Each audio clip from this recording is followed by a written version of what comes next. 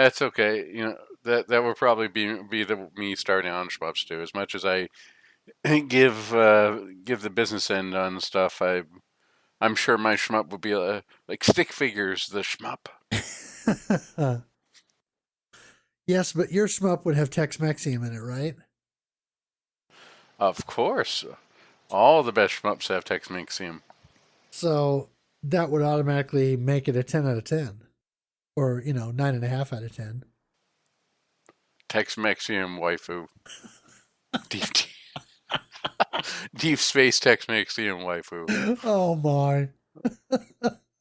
We have gone off the rails. That train has left the station, gone off the rails, and is now approaching the end of the canyon. Shoot the core, cast.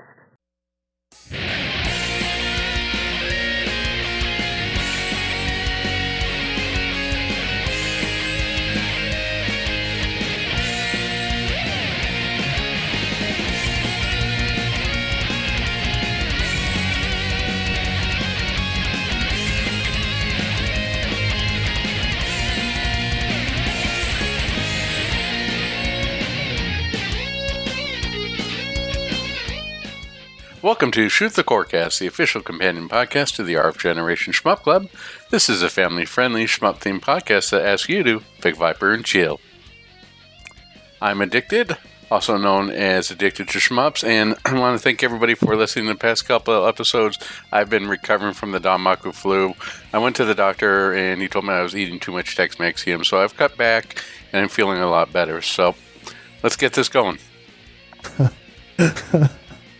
I'm MetalFRO, also known as Game Boy Guru. And if you would like to connect with us and the podcast, you can do that in multiple ways. You can follow us on Twitter at ShootCoreCast, or follow me directly at Game Boy Guru. Check out all the links to all the feeds from our Linktree page. That is linktr.ee/ShootTheCoreCast. Join our Discord server and join us for a future Shmup Club playthrough. Please like, follow, subscribe, rate, review, etc. for the podcast on whatever platform you use. And then also check me out on Twitch, where I stream the Shmup Club Game of the Month multiple times throughout every month at twitch.tv/GuruGameBoy. We also have the RF Generation database, which is extremely helpful. I've been getting lost keeping track of all of my Tears of the Kingdom merch, and I know some of you out there have as well. So it's a great way to track and record your collection, keep track of all your merch, and to always keep in mind all the great people and great articles that are posted there. Indeed. There's also our ever-present friends at the Collector Cast, also known as Dark Souls Cast. And everyone at the Playcast or the Concert Cast. Keep up the good work. So, that being said, let's move on to our question of the month. What is your favorite shmup game soundtrack, and why is it Lightning Force? Well, it's not quite how I worded it. Alright. Well, let's get started with our first one then. Nefarious Wes says Musha. Musha has a good soundtrack. I haven't played that game as much as I want to, so I may have to see if we slot that in somewhere so I can give it some more time. Your Dad 1984 said either Gekarindan or Darius Gaiden. Zuntata for the win. Zuntata, that can't beat that. Metal Black. Mm-hmm. Synthetron Prime says Thunder Force V. Maybe. Yeah, Thunder Force V has a really good soundtrack, but Thunder Force 4. No. The Thunder Force V has a good soundtrack, too. I've played the PlayStation 1 version quite a bit. What are your thoughts on that soundtrack? Yeah, Thunder Force 5 is good. I mean, I'm still biased with Thunder Force 4, of course, but we definitely need to tackle 5 at some point. Definitely. I got a funny story when it comes in regards to that. I was out shopping at a half-price books, and somebody had the traded in disc-only copy of Thunder Force 5 for the PS1, And so, I was able to get it. It was like $8. Wow. But it was a discount. They labeled it as Thunder Force 5 soundtrack. They didn't realize it was the actual game. Oh, wow. And maybe they must have forgot to put the disc in when it goes, this is not an audio. Do you remember those things? Oh, yes. Yes, please do not try playing track 1. Oh, geez, I feel like we're dating ourselves here. Indeed.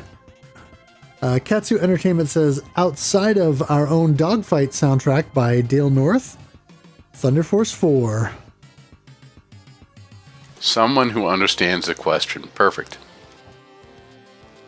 Al the Holy says, I'm still listening to the soundtrack Thunder Force 5 almost every day. A near perfect soundtrack for my favorite shmup. There we go. We got 2 suggestions for Thunder Force 5. I think we're going to have to add in for 2023 or 2024. Indeed. Pete Zilla says, Ketsui Stage 4 is a bit of a banger. I would have to agree. Great if you can stay alive long enough to hear it. Right. All right. DJ Psycho M1 says, hot jams for Hyperduel. Hyperduel is definitely one of the games I want to try playing a little bit more. I know it's... I haven't played the arcade version, but I definitely played the Saturn version. I liked what I played. What are your thoughts on that? Have you had a chance to put a lot of time into Hyperduel? No, I haven't, but that's an interesting choice. I don't think of Hyperduel as one of Technosoft's best soundtracks, so I'm gonna have to give that a listen again. Press play on track 2 and let's go. Geardo211 says, UN Squadron for SNES. Just non-stop bangers from Capcom. Yeah, UN Squadron, the Super Nintendo version, really surprised me compared to I prefer the gameplay of the arcade version because I'm weird like that, but the Super Nintendo version wins hand down as far as the soundtrack is concerned. They really did a great job on there, especially not making it overly reverby and making use of the Super Nintendo's unique sound synthesis. Right. Either that or I've been watching Ed play it one-handed too much. Spiders STG says, Escatos might have more time listening to OST arrange and various remixes on YouTube than in-game. Escatos, there we go. Every time I read this, all I want to do is just keep playing these games. Escatos is definitely a game I want to get into. And that game just recently came out, did it? The physical? Along with Escatos and what's the one with the 13-year-old girl who saves the world? Oh, no, you're thinking of Natsuki Chronicle and Genga Force. Genga Force, okay, I'm getting mixed up there. Yeah, unfortunately, the Escatos physical that's out is for the 360, and it's very expensive now. I thought it came out for the Steam, didn't it? It's on Steam, yeah. Escatos. But if you want a console version in physical... Oh, sure. Yeah, 360 is the only way to go. So far. Yeah. Well, you could probably buy a Steam... For the price of a physical on the 360, you could buy a Steam Deck and buy the game on Steam. Almost. I bet. Yeah, I'm hopeful that we'll see Escatos physical at some point. Before the end of the decade. If it's popular enough, somebody will pay to bring it to the Switch, is what I found out. I mean, we're getting Gimmick being brought to the Switch. We're seeing Bit Trip World being brought to... Like, we're getting Plumbers Don't Wear Ties. We've seen Night Trap. At some point, they're just going to go on here. There's just going to be a form that says, has it appeared on the Switch? If it's like, no, you just automatically get the publishing rights. Yes, all the things on the Switch. Pretty much. People trying to collect the Switch now are going to be going nuts. Yeah. Can you imagine someone just having an entire Switch collection, and if they're like me, and you've got little kids, you're gonna be nuts trying to figure out where the heck they hid that little cartridge. That was bad when you put peanut butter inside the VCR tape on here. Just try finding one of those little Switch cartridges. You find all these cases and going, why is Kirby and Zelda? Where's all the stuff? And where's this last one I'm missing? It's like trying to find that last piece to a puzzle. Just make sure you check every diaper floor. Thoroughly. Yeah, no kidding. I get one of those little air tags on it. Press the button. Locate my Switch game. Yeah. Dalk33 says Jamestown Plus is up there for me. Jamestown Plus was pretty fun. I keep thinking I want to go back to that, but every time all I can do is just think of that end song. It's not the William Tell. It's Beef. It's What's for Dinner. What the heck is that actual name of that song? Oh, Hoedown. Hoedown. Yeah. Every time you said the word hoedown, it had me thinking of Whose Line Is It Anyways? But I keep saying. Hoedown is that Beef, What's for Dinner? Yep. And that one playthrough that they did were all... it was in Germany when they did, I think it was one of the Shmup Slams, yep. Right? Was it 4 or something? They all went to a net cafe in Germany, and they'd all get up and dance every time they cleared the stage and that played. Yep. I think that was Shmup Slam 3. There we go. Watch it now. FaceTime Police says Eurokill. You don't really hear Final Fantasy caliber music in a shmup. This is pretty darn close, if you ask me. The cherry on top is a voice actress who plays one of the main characters, also saying the main theme song. This is one of those games that I've seen go really cheap that we were checking out. I know there's a PC port of it as well, but the Switch version, I think when it's cheap, it's like $15, which, for a shmup game is pretty much unheard of. I know it's more like a visual novel. Right. Well, it's a combination. Visual novel and shoot 'em up, and I want to say once you finish the game, you sort of unlock the arcade mode where you can just play the shmup stages. Oops, all shmups. Easy Racer said, as I was thinking about it, realized whenever I don't like the soundtrack, I'll mute the music and put the Silver Surfer NES soundtrack on. So I guess that should be my answer. Really hope you take some time to discuss the, quote, interesting soundtracks of 1943 for NES and Biometal North American release. I'm assuming Easy Racer means 1942, because 1943 on the NES, I would contend, has a good soundtrack. Yeah, and 1942 is used more to wake people up. In fact, I think I read an article about that earlier on how people who were in comas, they played the soundtrack for 1942 to try and wake them up. Now that's a medical experiment that I would be interested in reading the results of. He's been asleep for 6 years. Bring in the bells and the drums, or the whistles and the drums.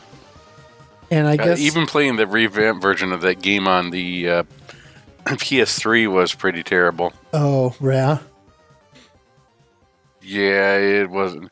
I was playing Wolf on the Battlefield, aka Mercs 3, the modern version of that on the PS3, and that was okay, but the 1942 one, that should have stayed buried. Oh, was that 1942 Joint Strike?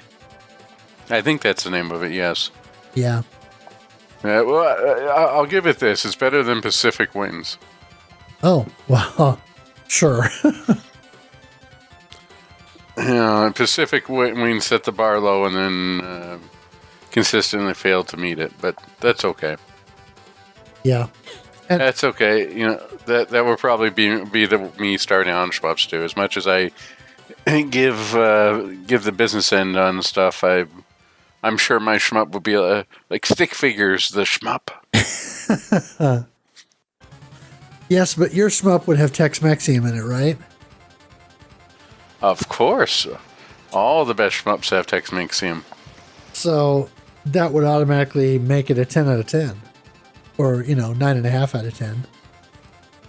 Tex-Mexium waifu. Deep Space Tex-Mex and waifu. Oh my. We have gone off the rails. That train has left the station, gone off the rails, and is now approaching the end of the canyon. Yes. And I guess all I can say about Biometal is, y'all ready for this? Oh, was that? I'm trying to remember. Biometal was one where the North American release got a really weird.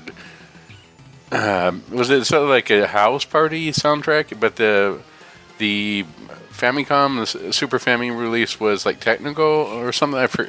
Was it techno? I'm trying to remember. The Super Famicom version has an original soundtrack, but for the North American release, they licensed music from 2 Unlimited.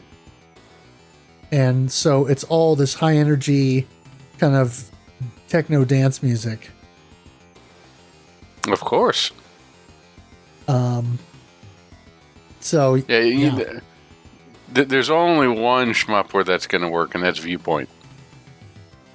Well, and Viewpoint, I mean, that soundtrack is, in my mind, is legendary. Yeah, house music for the win. All right. Peter Hahn says Darius Gaiden, UN Squadron, and Thunder Force 3 are probably my top 3. Yeah, Thunder Force 3 has a really good soundtrack. UN Squadron we talked about earlier, and Darius Gaiden, nothing comes to my mind as far as the soundtrack of that game, but the gameplay itself is wonderful. I love the Darius Gaiden soundtrack. That was one of those that, after I bought the game on the Sega Saturn and realized that I could play the music in my CD player, I did.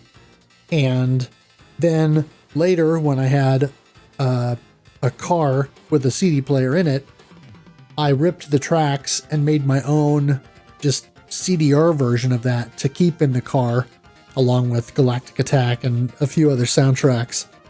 And so that was very frequently in heavy rotation in my car. That's a great soundtrack. Gotio says Gallop. And I'm assuming that's Armed Police Unit Gallop. That's what I'm assuming as well. From IREM. Yeah, Gallop, or I should say IREM in general, has been receiving a lot of love on the Mister. Hopefully that comes to the Mister pretty soon. Yeah, I can't remember which board set that is. If that's is it M82? It's definitely not M92. No. Might be. Yeah, it's all right. It might be 82 because that was R-Type 2 as well. Yeah, I would take as an educated guess that you're probably right. Hopefully. All right, Chill Spike says that's a loaded question. I will change a lot depending on my mood, but here's a couple. Gradius 3, Super Nintendo. R-Type 3, Super Nintendo. Avoid the GBA version like the plague. Yes. Raging Blaster Switch, Darius Twin, Super Nintendo. Darius Twin, we've definitely enjoyed that. Gradius 3, that was a good one on the Super Nintendo. R-Type 3 on the Super Nintendo, that was also a good one. And this Game Boy Advance, I'm trying to remember what the Game Boy Advance version was, but anytime the difference between the Game Boy Advance and the Super Nintendo sound chip is very apparent. Especially if you're playing, like, let's say even Super Mario World or what it was, Super Mario Advance 16 or whatever the version they called it on the Game Boy Advance, Yoshi's Island. Uh-huh. The difference between this, I love the Game Boy Advance because it is in many ways a portable Super Nintendo, but that sound chip is subpar. Yeah. Well, I will agree wholeheartedly with avoiding the GBA version of R-Type 3 like the plague, and gotta say, Darius Twin soundtrack for the win. That's a good pick. I've long been a fan of that. Pony Trigon has some some suggestions here. Classic Shmup OST, Gradius Gaiden, Thunder Force 4, and 5. And for a modern Shmup OST, Devil Engine. It's really hard to pick just one. Yes. Yeah, Darius Gaiden mentioned with Thunder Force 4 and 5. A lot of people like Thunder Force 5. Oh, yeah. We'll have to play that one soon. Drake Tunston says Thunder Force 2. Oh, Black Sheep. And Thunder Force 2 is definitely fun. First time I played it, I didn't even realize that it had had horizontal scrolling levels. Until I watched the GameSack episode. I just got it because it was on GameSack. So I'm like, oh, this looks cool. Should get this. And then it's like, man, this game is hard. And then I start having to rewatch the video and like, oh, there are actually some different scrolling on here. It's so different than 3 and 4. Well, even 5. I haven't played the original Thunder Force, but it does seem more akin to the PC-98 original than to any of its successors. Yeah, definitely a transitional effort. BB chimed in and said DFK Black Label Arrange, aka Katsupachi, Blue Revolver Double Action, Devil Engine, and Infinos Gaiden. Those top two in particular are flawless.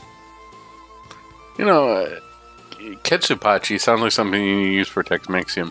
Could you please pass me the Ketsupachi? I need some on my burrito.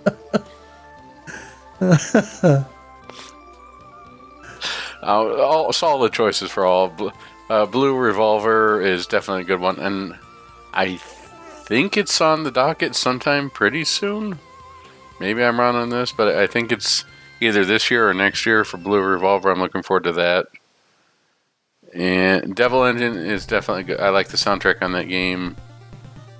And Infinos Gaiden, I don't think we've talked about that one, have we? That one doesn't come up on my radar. No, but generally speaking, the dev who made that game, Picarin Soft, they usually do good work.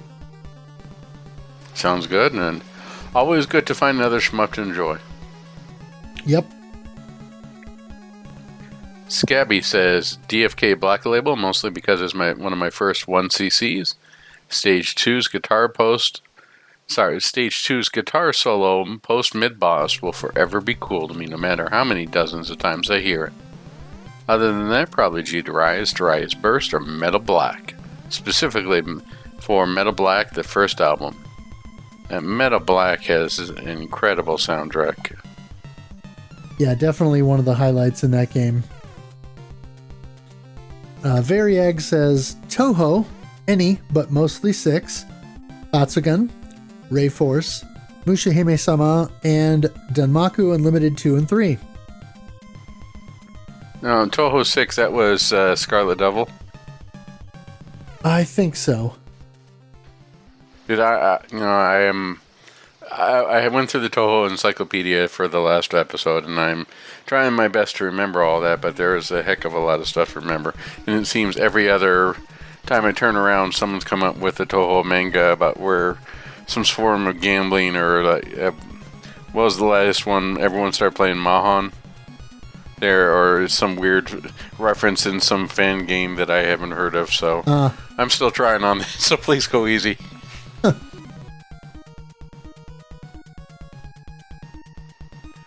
Nickel Shark says Mushihime Futari is my favorite, particularly Stage 5 music. A second closest Blue Revolver, Double Action. It's basically a kickin' EDM album, and as a fan of hardcore hardstyle EDM, I appreciate that very much. Yeah, another one from Blue Revolver. I definitely like that game, and looking forward to trying it out some more in its time in the sun, or its month, which, as I mentioned earlier, should be sometime this year or next year. Yep. Duke Togo said, have to go with Tempest 2000. Still pumps me up every time. I could, At Duke's recommendation here, I could just see someone go, we just got a call into the radio station here on Hot Jams 24.5. This one goes out to Duke Togo, Tempest 2000. But realistically, if Duke Togo recommended it, what will probably happen now is we'll get it from Limited Run, right? They'll do a release on it. They'll come out with a Jaguar version, and they'll come out with it on Switch that comes with the soundtrack included in a special edition. There you go. Coming soon from Limited Run Games. There we go. I buy that over Plumbers Don't Wear Ties. Absolutely. Or someone's, or as they will probably all say, I buy that for $1. Speaking of which, why aren't we getting our Maximum Carnage and Smash TV? Why aren't we getting that as a double pack? We got Zombies Ate My Neighbors and Ghoul Patrol. Let's do a Smash TV / Total Carnage. Let's go. Here we go. SPM says, impossible to pick one, so I'll just say Xevious. Xevious is an interesting choice.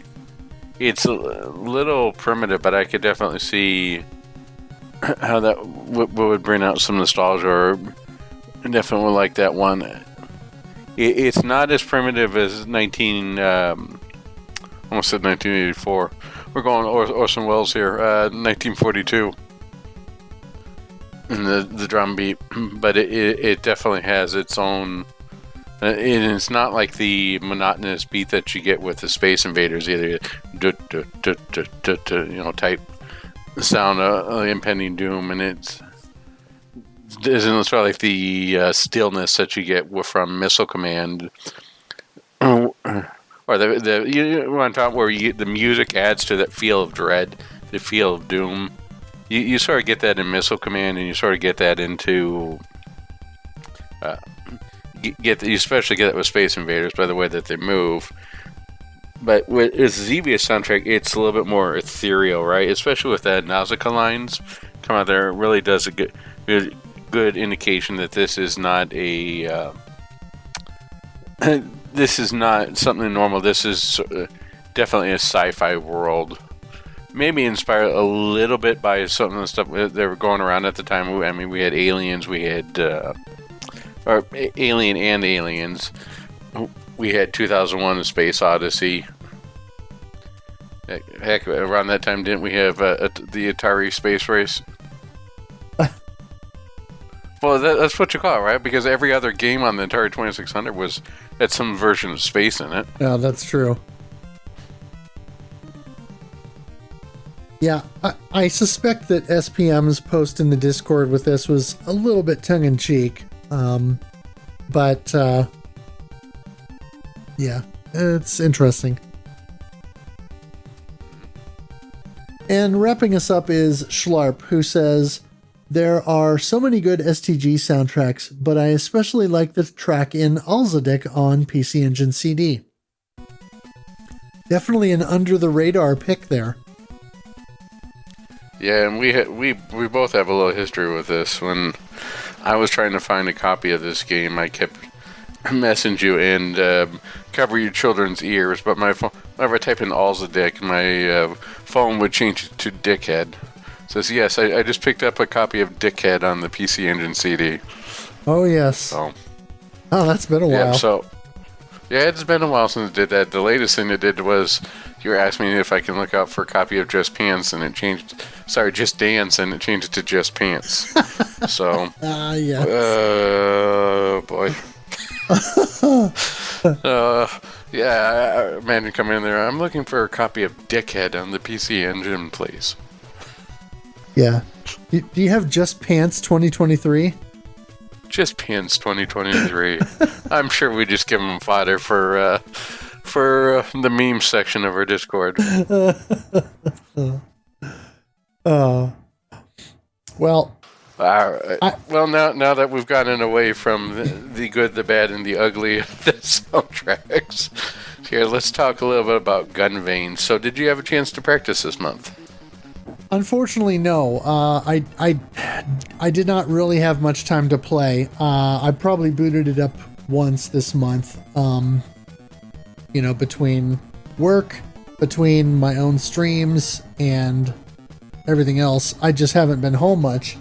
And so, yeah, I haven't had nearly as much time to play as I would like. And I'm definitely going to be out of practice when I pick it back up again. Yeah, I picked it up again earlier this week because I got a new. I was having trouble with the Bluetooth headset I was using, so I said, I've got all these different systems and stuff. Let me find something that takes care of everything. And the only thing I could find that was close was a soundbar. So I picked up a TV soundbar, hooked everything up, and hearing the word "Bamba" come out of it is quite a treat. So I was playing a lot and figure out, just like golf, I don't ever seem to be getting any better at the game. I'm constantly running into trouble, and I'm losing my balls.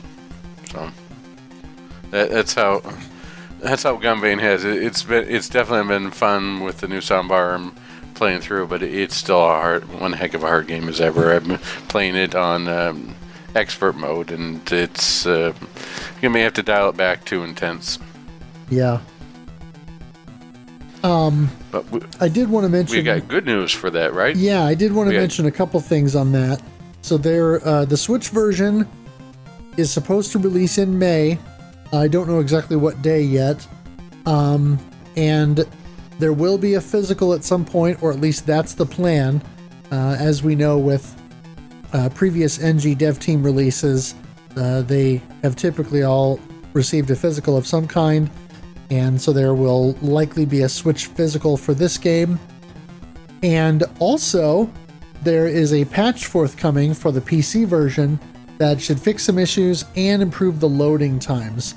And that was something that I mentioned to Boghog, who is kind of the lead developer on the game, that was a bit of a pet peeve, was that when you launch the game on PC, it just takes a really long time to load.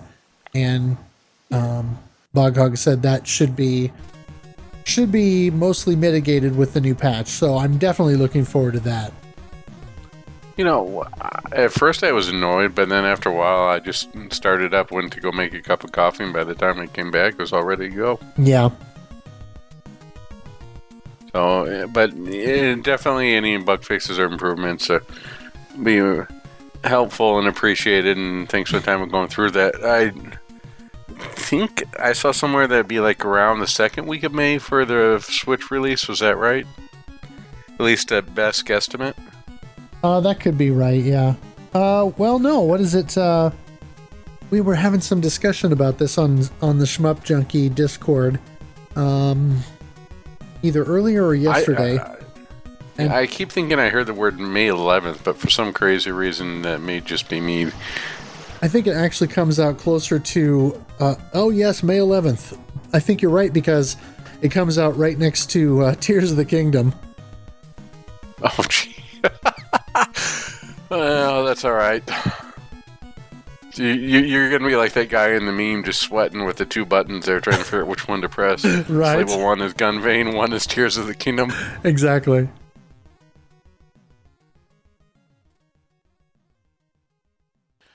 Hopefully you get some time to play some Gunvein in the coming month before Tears of the Kingdom takes over your life here.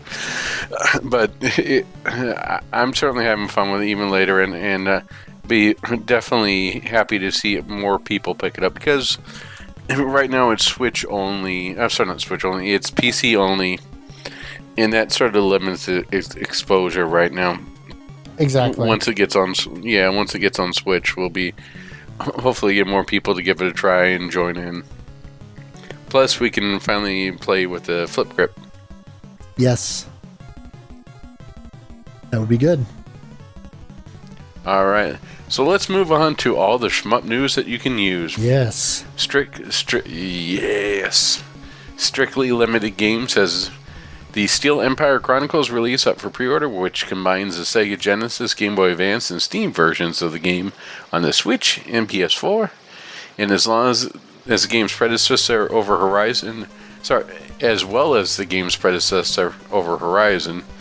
They have licensed reproductions for Steel Empire on Genesis and Mega Drive, and Over Horizon for the Nintendo Entertainment System, or NES, up for pre-order as well. Now, this was brought to us by the power of Duke Togo. Duke Togo suggested this Over Horizon, and strictly limited provided. So either he's bribing them, or we just have crazy coincidence here. But I am very thankful that more people are going to have a chance to play these games. Steel Empire is one that we already went through. I know the Game Boy Advance version on this is not terrible, and the Steam version is more akin to the Game Boy Advance version than the Genesis version, if I remember correctly. Well, sort of. Was that the 3DS shot version? Am I getting them all confused? Yeah, the Game Boy Advance version, I don't care for.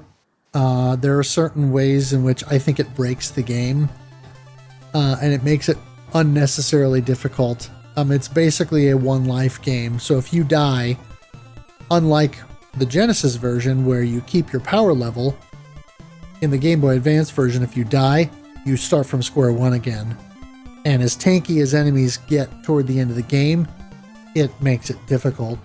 Now, the Steam version is basically the 3DS version, which was sort of a retooling of the game that went back to more of how the Genesis did it. And so the Steam version, which of course will now be on Switch, is a good way to play the game. I still prefer the original Genesis version the most, but the Steam version is quite good, and so I'm glad to see that that's going to get out there again. Yeah, and as I mentioned earlier, I'm really happy to see more people have a chance to play Over Horizon. It's so weird to think that this shmup came out in Europe and it came out for the Famicom, but never made its way over the NES. And it's brought to us by the Hot B, the publisher of the Black Bass series. Yeah. It's just really weird, but I enjoyed Over Horizon, and definitely like the soundtrack and the different things you can do with the little two options that are following your ship. It's really, at least to me, it was ahead of its time. One of the later levels has a waterfall, and as you go through the waterfall, your ship actually gets pushed down towards the bottom of the screen. That was a really nice touch. Nice. So I'm sure that Duke Togo ordered at least 4 copies, so he'll be playing with us when we choose Over Horizon for sometime next year. There you go. Columbus Circle is making a new Super Famicom controller styled after the previous Hudson Soft Famicom controller endorsed by Master Takahashi Meijin. And the new pad has the same art style, turbo switches for each face button. And so it's kind of like a new take on an old favorite, I guess you could say. This is a Super Famicom, so okay, I thought it'd be like the do you remember that 15 shots per second, the timer that came out that was pretty popular not too long ago? Okay. Well, actually, this would have been like in 2008. It was just it would count how fast you press the buttons. Yep. And the A and B button. Yeah, I thought you were talking about something similar to that. No, this is basically a Super Famicom version of that Hudson Yellow B Famicom pad that came out all those years ago. Oh, okay. Whenever you said that, I was just expecting maybe, how they love to make different style Bomberman multi-taps? Uh-huh. I was just picturing one of those in like Takahashi Meijin's face. It's connected to play Bomberman. They come out one for the Saturn. You plug in 64 Saturn controllers. Well, and this isn't strictly shmup related, but since Takahashi Meijin is well known for his dexterous fingers hitting the fire button, and his love of Star Soldier, I felt like it was at least tangentially related. I was sort of wondering, do you think Takahashi Meijin has ever walked up to a doorbell and just decided, why the heck not? All right. Publisher Marvelous announced Toho Shinsekai, slated for release on July 13th, which will be a Toho RPG. Oh my goodness. Well, all right. I guess it'll be just like any other RPG. I'll wander around going, I don't know what's going on, but I can press the buttons and kill stuff. Works for me. Yeah, I honestly have no more information about that, about it other than that. So I'll be curious to see how that develops. Red Art Games will be handling a physical release for Castle of Shikigami 2. No pre-order date or release date have been announced yet. Now, does the terrible VC DLC this time, or is it included on disc? What's that? The terrible voiceover. No, the terrible voice acting that was in the PS2 version is unfortunately locked to that version for licensing issues. Or as we could say in the backstroke of the West, do not want. Yeah. So if you want absolute gems like I'm Kim of 2 homes and 7 moms, or I like girls, but now it's about justice, then you have to get the PS2 version. From the people who brought you Kai Kazama. Yeah. Oh, gee. And I don't know what was with the Castle of Shikigami stuff on there. Someone just goes, no, we can't have this on here. Well, that was actually Gunbird, wasn't it? That they made into Mobile Light first. Oh, yes. That Gunbird became Charlie's Angels, the shmup. What is with these bad type of, I don't know. Weird things happens. That reminds me, maybe we should do that for like a month of December. Charlie's Angels, the shmup. If anybody actually plays the Charlie's Angels game on the GameCube, well, God bless them, because they'll need a lot of patience. All right, Trouble Witch's Final will be dropping on July 6th in Japan. Pre-orders available now on Amazon JP. Trouble Witches, this is the sequel to the 360 game? Am I getting that right? Something like that. Is that Strike Witches? Or am I getting confused for all the witches? Well, not Strike Witches. That's different. Trouble Witches is different. And the Trouble Witches timeline or series release history, I don't have a clear picture on. So I'm not actually sure how many Trouble Witches games there are. I do know that there's an earlier release on 360 and on PC, but other than that, I really don't know much. It's all right. I mean, it's another shmup. I'll definitely take a look at this. Is it coming out on the PS4? Is it modern consoles, or what is this? Yeah, I think it's modern consoles. All right. Yeah, as mentioned on here, it's almost by law now everything has to come out on the Switch. You making a game? Yes. Sign here to release on the Switch. Right. All right. Terraflame from Terrarin Studios will receive a worldwide release on Nintendo Switch with the 2.0 content currently available on the Switch release. Digital pre-orders are up now. Terraflame is definitely one of the games I've heard good things about and would like to put on our docket for discussion. Indeed. It definitely looks good. Heavy Thunder Force vibes. East Asia Soft will be publishing, or has published, I guess, a console version of Hyper 5 for the Switch, PS4, and PS5, and Xbox Series. No word on a physical yet. I saw actually earlier today that Chef Fataris on his YouTube channel had a review up of Hyper 5 already, because he grabbed the Switch version and put some time into it. So that just released, I think. Yeah, I'm looking through some of the stuff. It looks like it's mostly positive on Steam. I'll have to try and put this in here. Of course, the person who barely got to Gunvein is going to go, I'm going to try this shmup. But I will definitely try and put this one ahead to the top of the list. The following cave-developed Toho game is tentatively set for Nintendo November 22nd, release in Japan for both iOS and Android. No word on Western release. Was this the one that we got the what the was like just what the bleep was that from Jamers who wrote that? Are you doing cave in response to this one?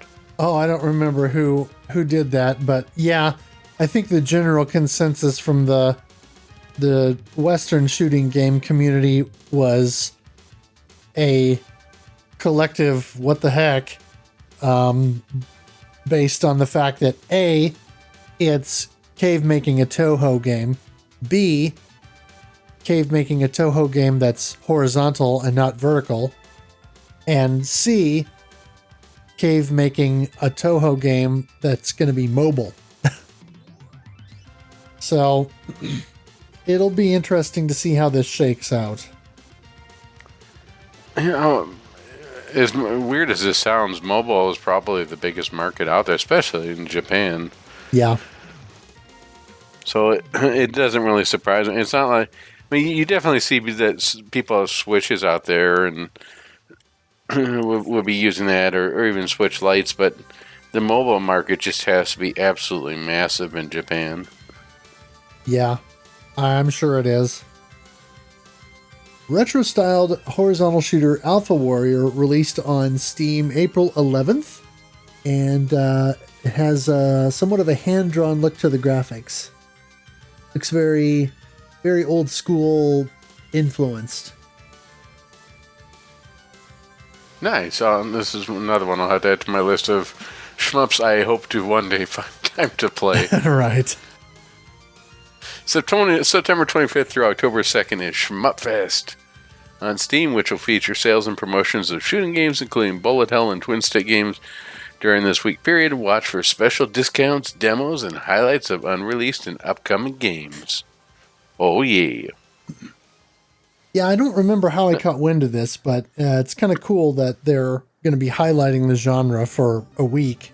So hopefully that means that there'll be some fun tie-ins and promotions going on. I'm hoping that they do make a bunch of this stuff just for like $1. At that point, I could actually afford to buy all the DLC for Darius Cosmic Revelations. Oh, Darius Burst?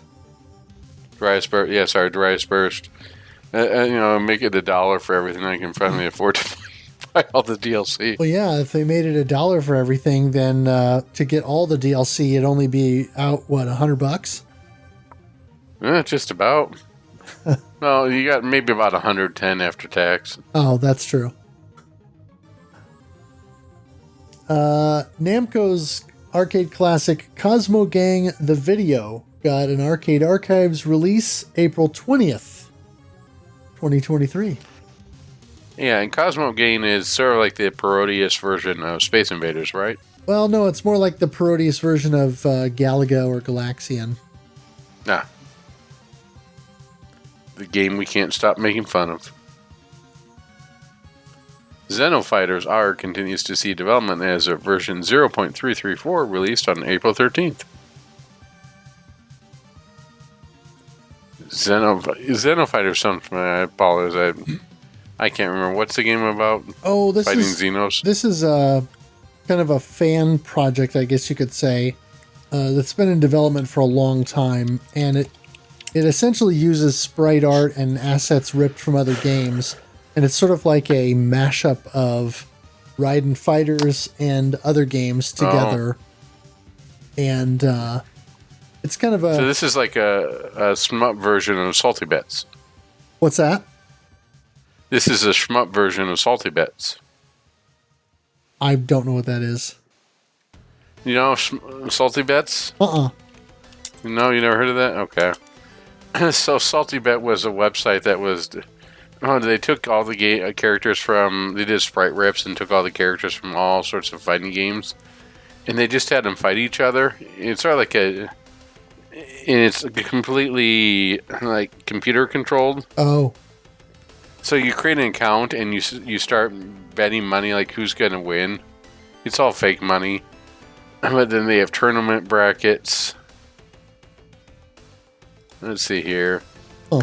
Salty Bet is for purely entertainment purposes. Start with $400 in fictional currency of Salty Bucks that they can be used to trade their bets. Yeah, it's basically like you're gambling on the outcomes of simulated Mugen. Oh, sure, battles. yeah. Or Mugen battles, yeah. Yeah, this is basically Shmup Mugen, but, specifically developed with different planes and ships and things from various games kind of mashed up together into one shmup, and different stages and locations that are sort of brought together from different games. Title Milestones 2 has been announced for Nintendo Switch, compiling 10 Arcade Archives releases from Hamster, and that includes Kiki Kai Kai, Gun Frontier, and Metal Black, among others. Pre-orders are available already on PlayAsia, and there's with an expected release date of August 31st. Now, Title Milestones 1 was an ININ thing, which means it basically falls under the umbrella of Strictly Limited, right? I believe so. Yeah, because Title Milestones 1, that game dropped just about as fast as the Ubisoft release. Wow. I was quite surprised, because you can pick up new copies of that on Amazon for like $20. Oh. Maybe even less now. So, I mean, don't get me wrong, I'm surprised and happy that they're making another one. I just hope it sells better than the first one. So, yeah, Kiki Kai Kai, Gun Frontier, and Metal Black, I think those are enough headliners that it should sell better than the first one. Yeah, the first one was a bit limited in terms of the game selection. And if it's including Metal Black, and this is Hamster, then I'm beginning to wonder why I bought the Arcade Archives release. Right. Well, we played it for Shmup Club, so... That's true. At least I didn't buy the Saturn emulated one. Oh, right. The Metal Black S Tribute. Yep. All right. Horse Story will be the non-STG game released on the 12-Planet Arcade Garage release Zero Fire. Pre-orders for the compilation are already up on Amazon JP and PlayAsia. Horse Story. I haven't heard this game back since I played it for the PC Engine, and back then it was still pretty obscure. I think the Horse Story for the PC Engine is really expensive right now. Because obviously the game didn't take the world by storm. I didn't even realize it got a PC Engine release. I told you it's pretty obscure. Yeah. Let's see here. Yeah, Horse Story. It's a game where you're playing like the ghosts and goblins and everything in there are Eastern, but it's like two Western-looking dudes with unlicensed particle accelerators on their back. Yeah, I mean, are going through. So the protagonists look like the guy from Todd's Adventure in Slime World. Yeah, it looks like the cheapest price for this is going to be for a copy of this is about $160 or so, maybe $140. Ouch. So it's definitely a pricier title on there. And I had a lot of fun playing Horse Story for the PC Engine, so it'll be interesting to try the arcade release. Huh. Limited Run Games has jumped into the Psycho Collection fray and are releasing the two Psycho shooting collections as PS4 physicals, and pre-orders are open through May 28th. Yeah, these are pretty cheap. I mean, these are, $30 a piece? So for the price of maybe like 10 or 15 more than your standard limited runs in Game Fair, you get two of them. And yeah, the lag on these is a little bit bad. It's not as bad as the Switch versions. And yes, you probably could have bought these somewhere else or played them on Steam by now, but it's nice that they are interested in bringing things over, even if it is just a little text swap here and a little GUI change there. It's something that I'm proud to support and say, hey, bring over more of this stuff. Right. And just you wait, though, and next year they'll release them on PS5. That's the way it goes. It doesn't matter if it's on PS4. If they can find a way to just reprint it, slap a little new label, and get a new version on it, they will. I think NIS America might have already done that. Yeah, I was just sort of laughing as everyone was playing the latest Star Wars game yesterday, and I saw one lone person playing R-Type Final 3. And I was thinking, oh, right. What are we going to do here? We'll put all the DLC on one disc. We'll call R-Type Final 3. We get going, and then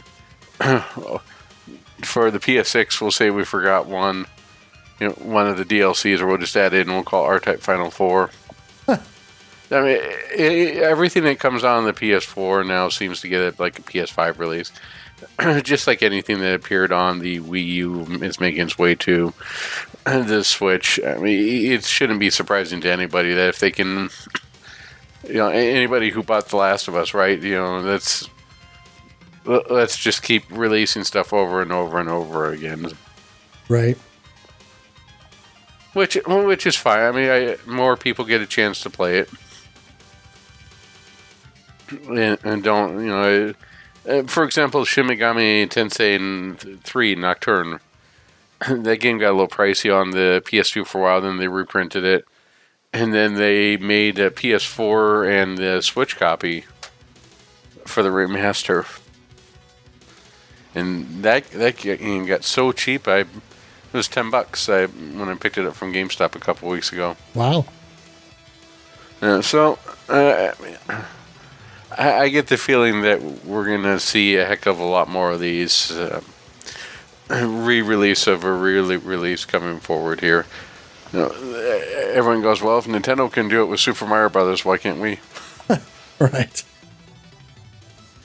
Dogfight, a sausage bomber story by Katsu Games is now out for Xbox. Well, is that NSFR? What's that? Not safe for work? No, it's sort of I don't want to say a cute 'em up, but it definitely has a sort of chibi, cute kind of aesthetic to it. Well, akin to more of like a Fantasy Zone? Not quite. Just, I don't know, not very realistic. Gotcha. All right. Yeah, and to be fair to Fantasy Zone, despite its cute aesthetic, it has a really dark story at the end. Yeah. The Xbox version of Never Awake is still in development, but nearly complete, according to the tweet I saw from the developer. There we go. Yeah, more people should play Never Awake. I really like that game. It was very approachable. And I think that even people who don't have almost no experience in shmups will get enjoyment out of that game. I'm hoping we can slot that in sometime either this year or next year, but we'll see. Yeah, that'd be good.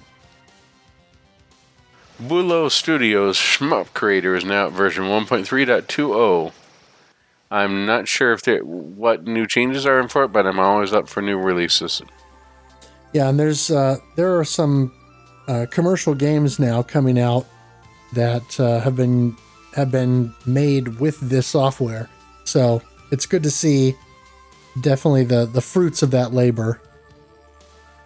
There's an original speed option now available in the Toaplan Steam releases.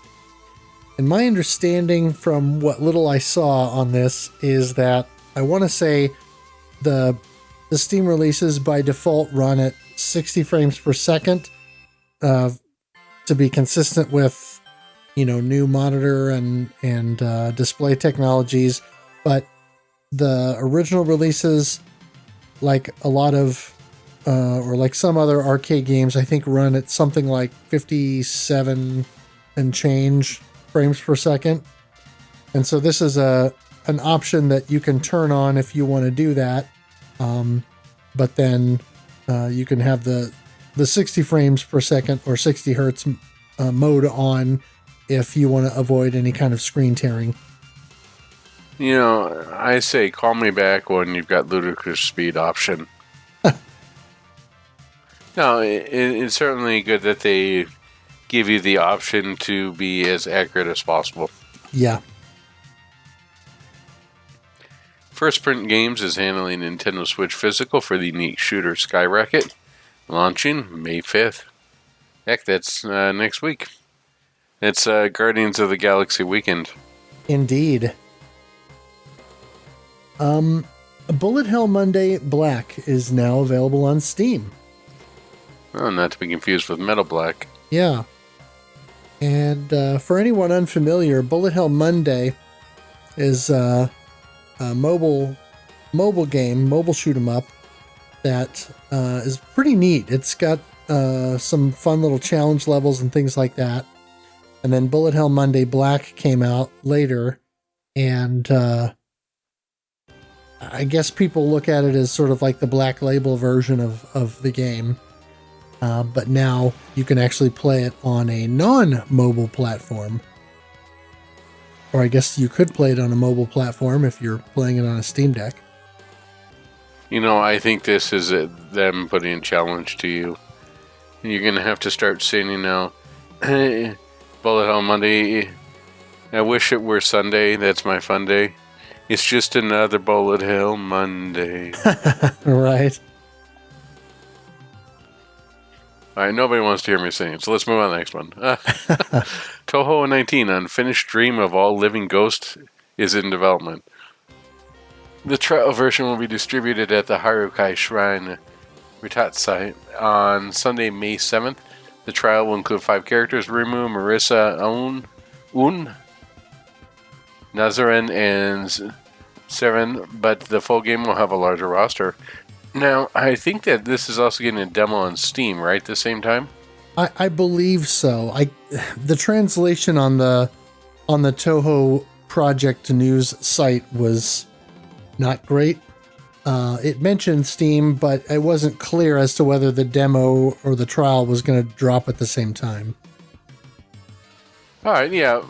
I think that, though, that for most people, unless you're going to fly out to Japan in order to get a demo, I will be looking forward to the Steam demo release. Yeah. The PC Engine soundtrack arrangement of Cyvariar Delta has been pressed to CD and is now available to purchase through the Wasi 303 online store. And I'm tempted to grab a copy of this. Now, Cyvariar Delta, was that the one that came out by Dispatch before they went incognito? Yes. Okay. I sort of expect that if Unsolved Mysteries was still going strong, that Dispatch games would show up on there. Where's Robert Stack when you need him? Should we ask him to come out of retirement? Yes, please.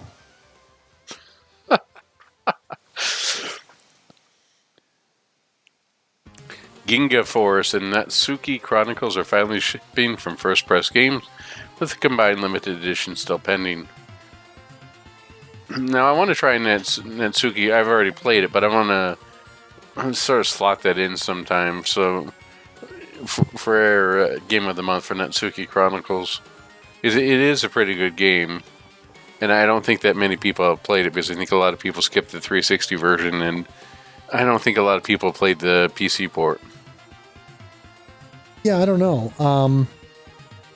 It'd be good either way to bring more exposure to it, and I definitely want to play it as well.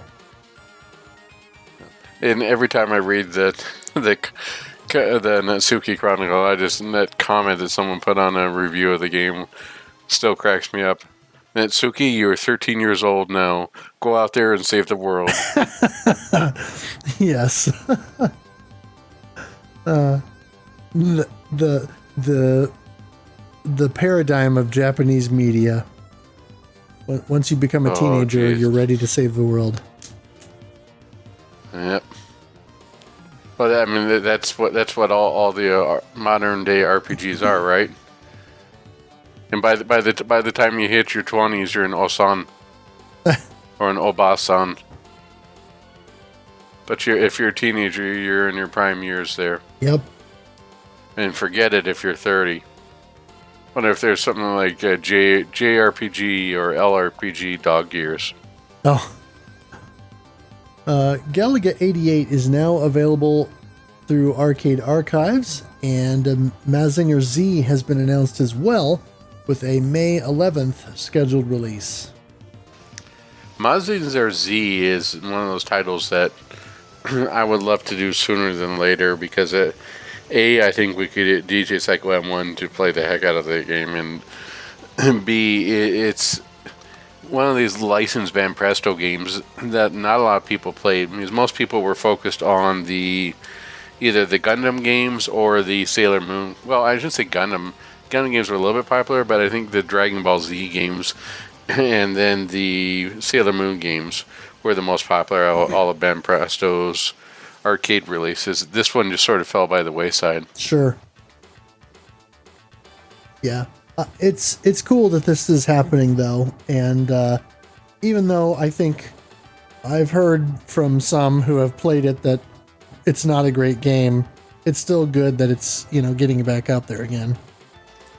To be fair, none of the Banpresto arcade releases... I mean, the Sailor Moon beat-em-up was pretty decent, but nobody exactly went and going, yeah, these...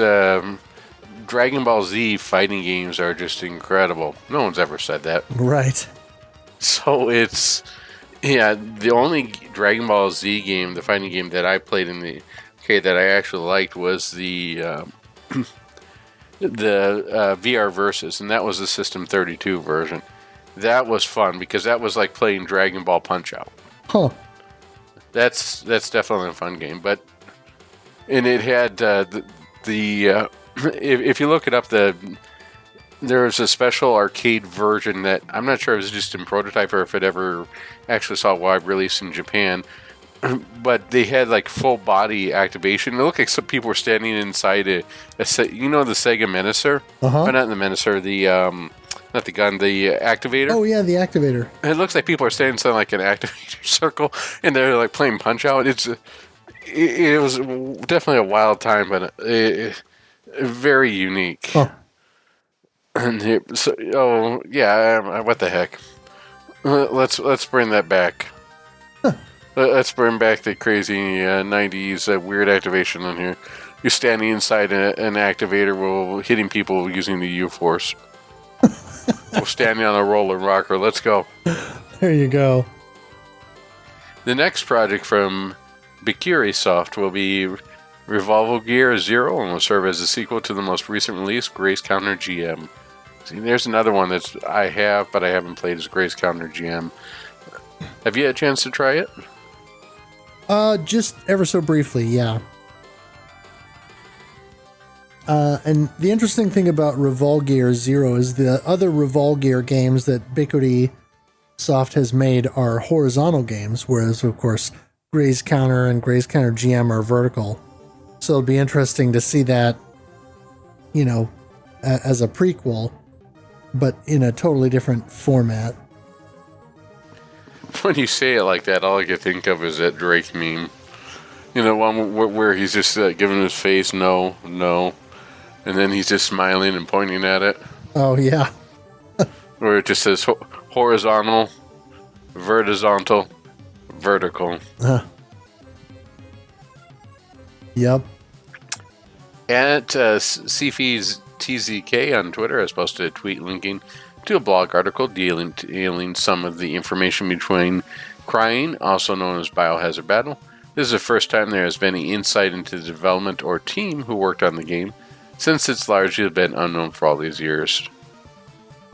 Yeah, this is very exciting. I saw this on Twitter and shared this in the Discord, and I went through and I read a translation of the blog post that Sifi TZK wrote, and it's pretty interesting stuff.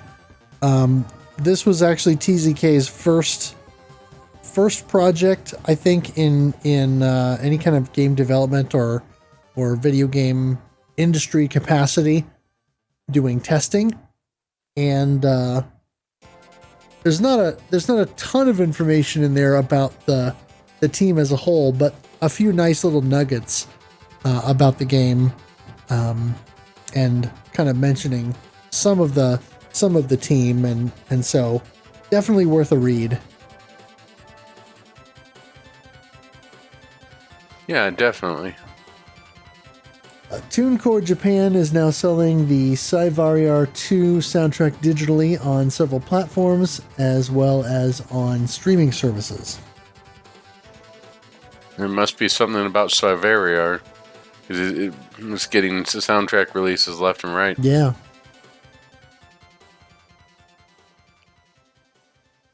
All right. Twitter user Tremi Rodomi has uploaded to archive.org a collection of wallpapers, minigames, and other materials for Magical Night Dreams Cotton 2 from the Cotton 2 Tanokomori PC release. So, I guess the best way of describing this is it's almost like a Cotton 2 version of After Dark. Yeah. Right? It's got screensavers, wallpaper, all that stuff is made for... I assume it's made for Windows 98, considering the time frame of this. But yeah, the box had a deal on it that says Windows 95/98. Excellent.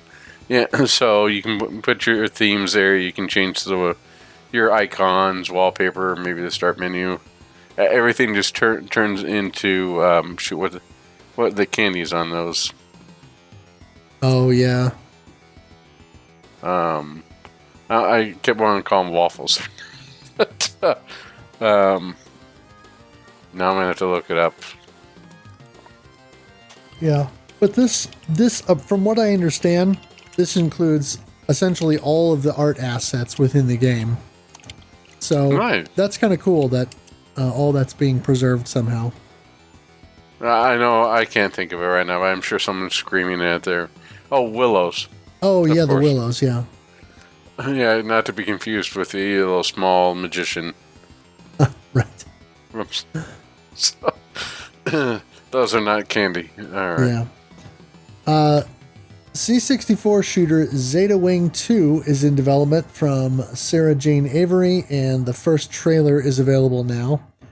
And Sarah Jane Avery has done some outstanding work on Commodore 64 games and has developed multiple STGs over the last 3 to 5 years. And so I'm looking forward to anytime I see her developing a shmup.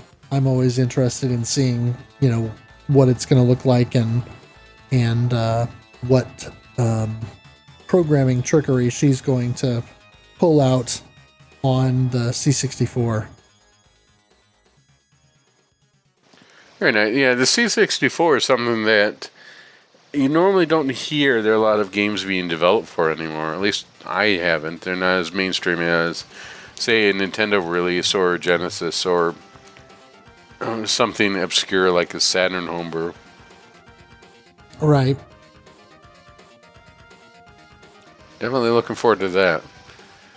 Speaking of looking forward to, the IRM Collection Volume 1 has been announced and is actually on sale now, which has Image Fight 2, and X Multiply. So include the arcade, Famicom, and PC Engine versions of the original Image Fight, as well as the PC Engine exclusive Image Fight 2. And the arcade release of X Multiply, there will be on the Switch, PS4, and PS5 versions, and there's a physical releasing through In Games, which is also strictly limited. Pre-orders have already begun today, and four additional collections have been announced, with a sort of like a deluxe box set, similar to what you got with the 12-plan shooting collection. Right.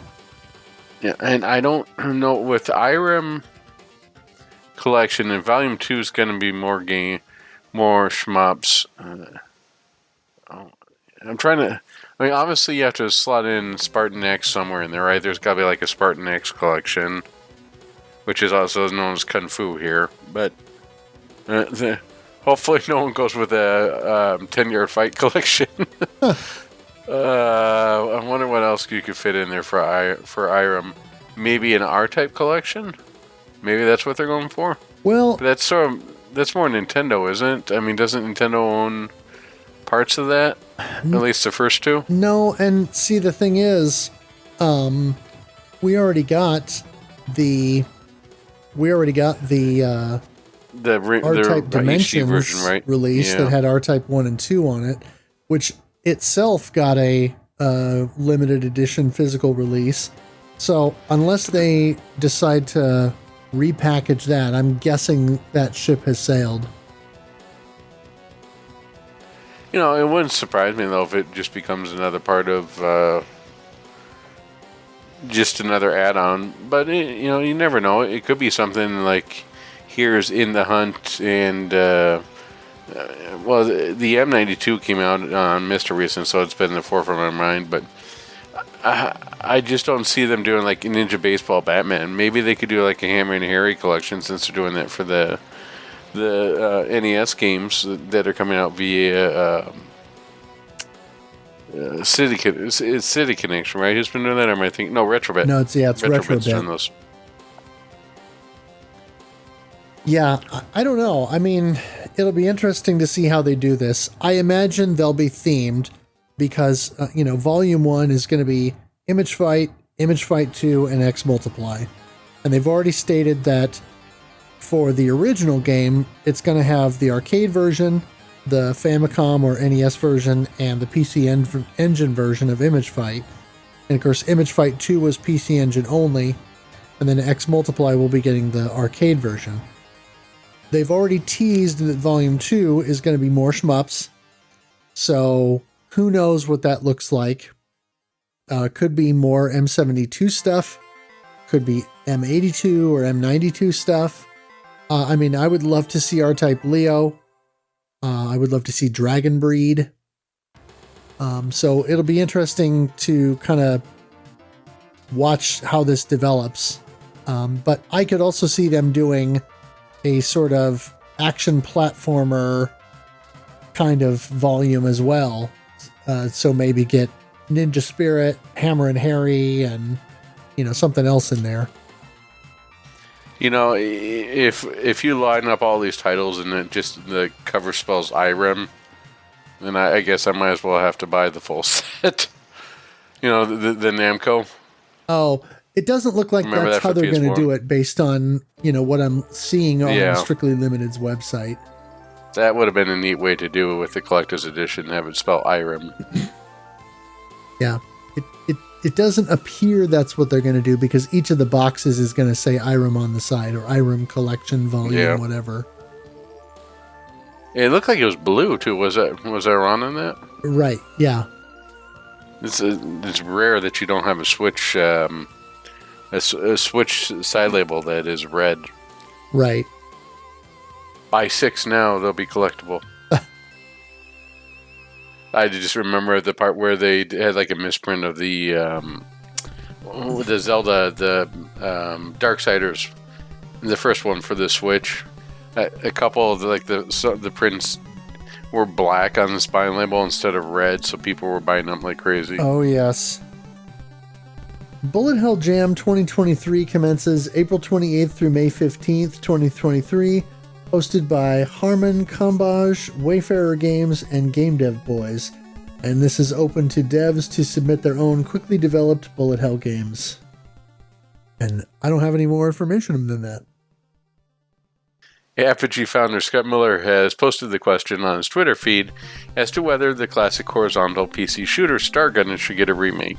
I think we speak for all of us here when we say yes. Yes, please.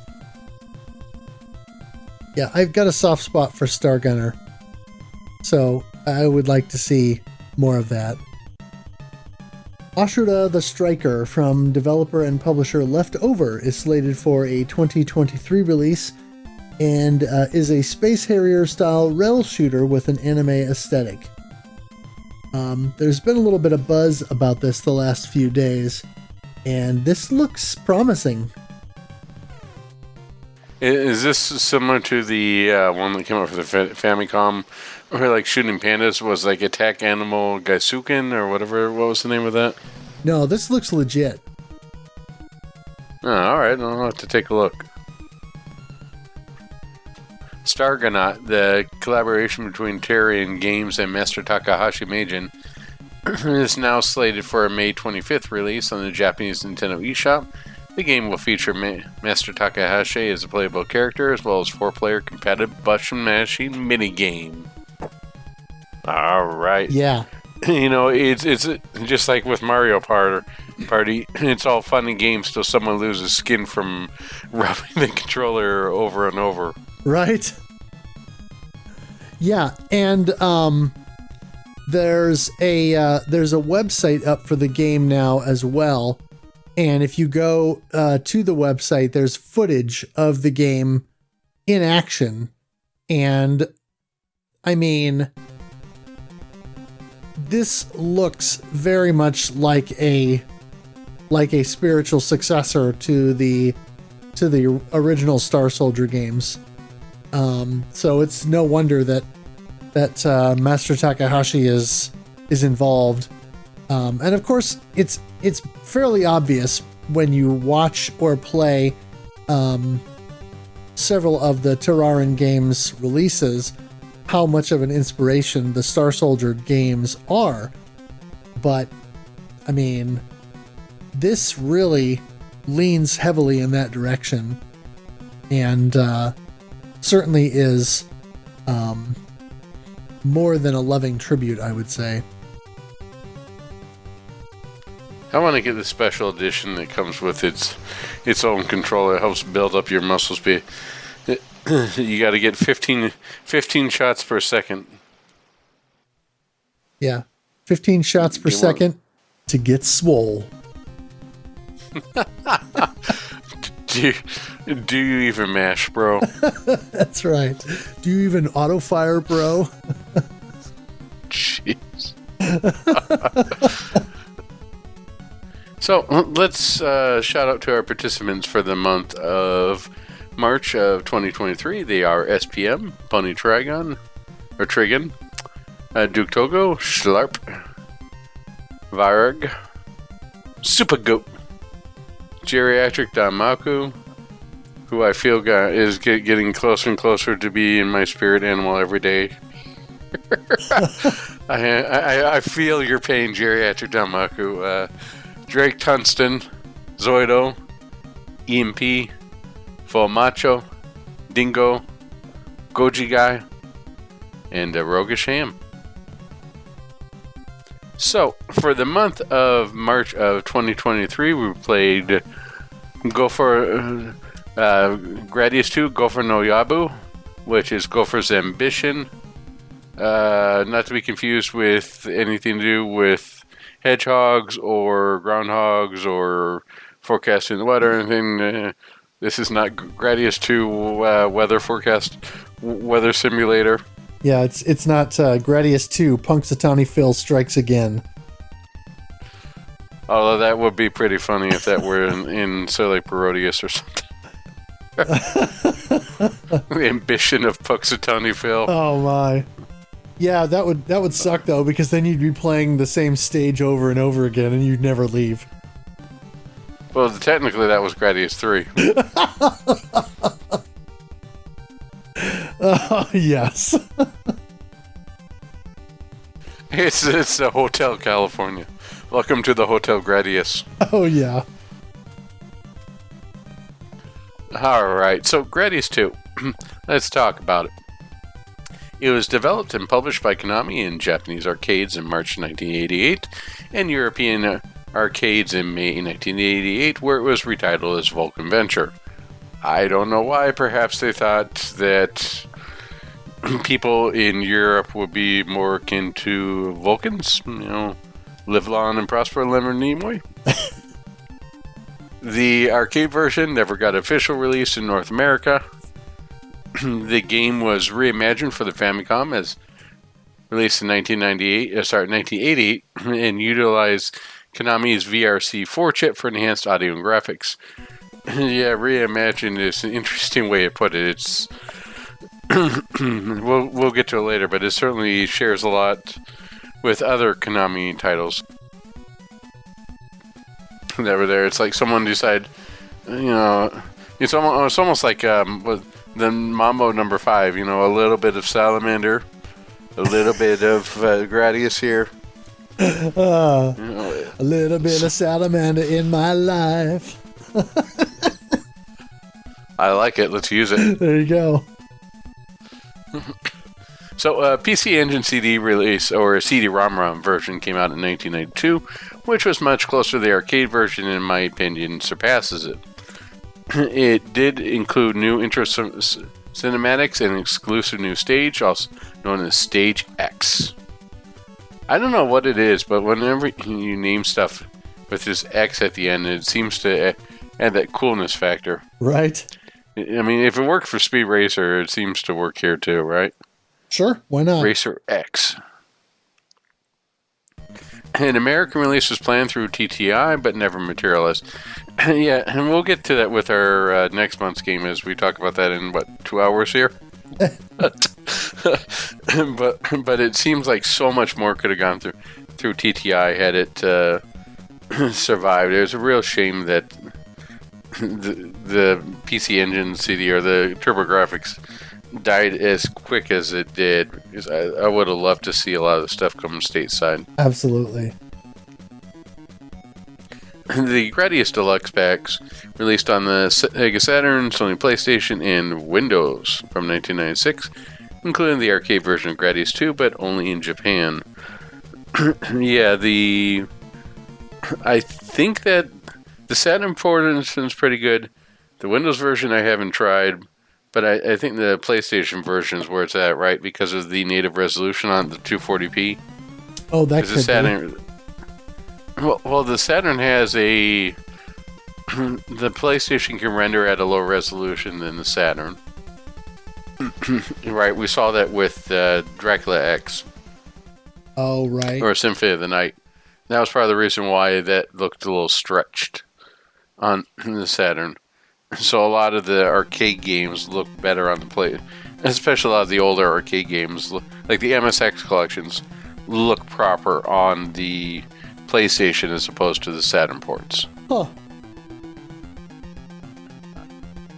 The Windows one, I don't know, but I'm not going to try whatever voodoo and technical wizardry will require to resurrect that one. Yeah, right. So Gradius II finally saw a North American release on the Gradius Collection for the PSP, released in 2006. The PC Engine version later released on the Wii Shop in 2008. And I think that's pretty telling that instead of the arcade release, they released the PC Engine CD as far as to which one they consider the definitive release. Right. At least on the Wii eShop. Hey, the Wii eShop. You know how much good stuff was released on there? They released Dracula Chronicles the first time there. Hudson was on fire during that time. Oh, yeah. Not to mention the hot jams that is the Wii Shop music. Too late, it's already playing in my head. Mine too. So the game is now available via the Arcade Archives on PS4 as of 2016 and the Nintendo Switch as of 2020. It's included in the Arcade Classics Anniversary Collection release. It's also included in the PC Engine, Core Graphics, TurboGrafx, and the mini consoles. So, 2 years ago, the planet Gradius was suddenly attacked by that Bacterian invasion fleet. On the brink of defeat, Gradius launched its last hope, the hyperspace fighter Vic Viper. The Vic Viper dove deep into the heart of the enemy forces, destroyed the Bacterian stronghold, the Xarius fortress, and brought victory to Gradius. But now the Bacterian menace is threatening again the planet Gradius. This time, the attack is led by a new enemy, a special unit known as Gopher. Gradius forces look again to the savior, the Vic Viper, to save them from annihilation. You know, if you I think if you talk to someone and says the gophers are coming, beware, people will probably look at you with confused face. It's, like, we got to stop from gophers. Oh man, it's a little bit on the wacky side, but as far as a shmup story, it's pretty grounded. Yeah, I mean it's pretty basic. Yeah, I mean it's and so is the scoring system. But for a storyline that's serviceable and get you going on there, I don't think that shmups of this time really needed to have huge stories or anything on there. It was just here's your reason to go shoot these things. Go have fun. Yep. So Gradius II pushed the series forward with new innovations such as adding the force field choice as well as several pre-configured weapon loadouts. Yeah, the force field is the first in here that gives you 3 hits before you run into trouble, and allowed you, though I don't think this was intentional, for the first time, if you had enough speed, to go straight through walls. Oh. Which is sort of first in Gradius. But the other thing with the force field is it also increases the size of your hitbox. Big time. Yeah, more someone than you might think. But regardless of that, having the ability to be blocked from everything is, I think Gradius 2, even more so than the original Gradius, you have to be aware of things coming from all sorts of directions, right? It's a game where you're going to make a lot more use of that double shot than you ever did in the first game. Yeah, well, it's a lot more useful, I think, in the sequel.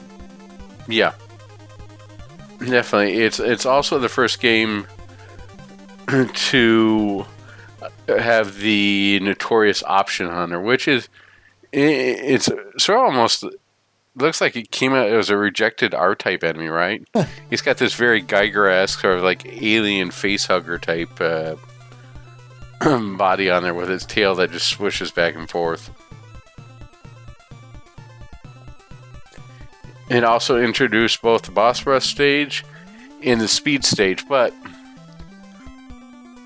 I'm gonna say that technically here, the speed rush stage started in Scramble. Well, okay, but it introduced the speed stage to the Gradius series. Oh, fair enough. So, welcome to pain. Yeah, well, you could say Scramble is actually part of the Gradius series, right? But, yeah. Either way, yeah, it definitely introduced a lot of first on here. I think that, let's see, Force Field was on there, options, and, I mean, we'll get into this a little bit more. I mean, this is more of the Famicom version, not the actual arcade.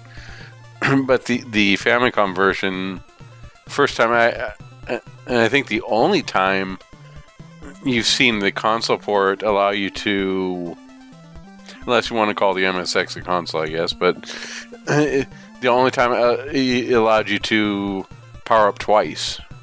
Oh. I don't think, does Gradius Galaxies allow you to power up twice? Oh. Not that I recall. I thought that was more like an MSX, like a Nemesis. You know, Nemesis 1, Nemesis 2. Yeah, Gradius Gaiden does. Well, the Gaiden's a home port, right? So, it's maybe foreshadowing the... All right, everyone just take a break. Let's all go play Gradius Gaiden. Now it's been mentioned here. Yeah. I can't wait till we play that game. In fact, that's it. 2024, the game that we're all playing for the year is going to be great. Our yearly challenge, Gradius Gaiden. Oh my.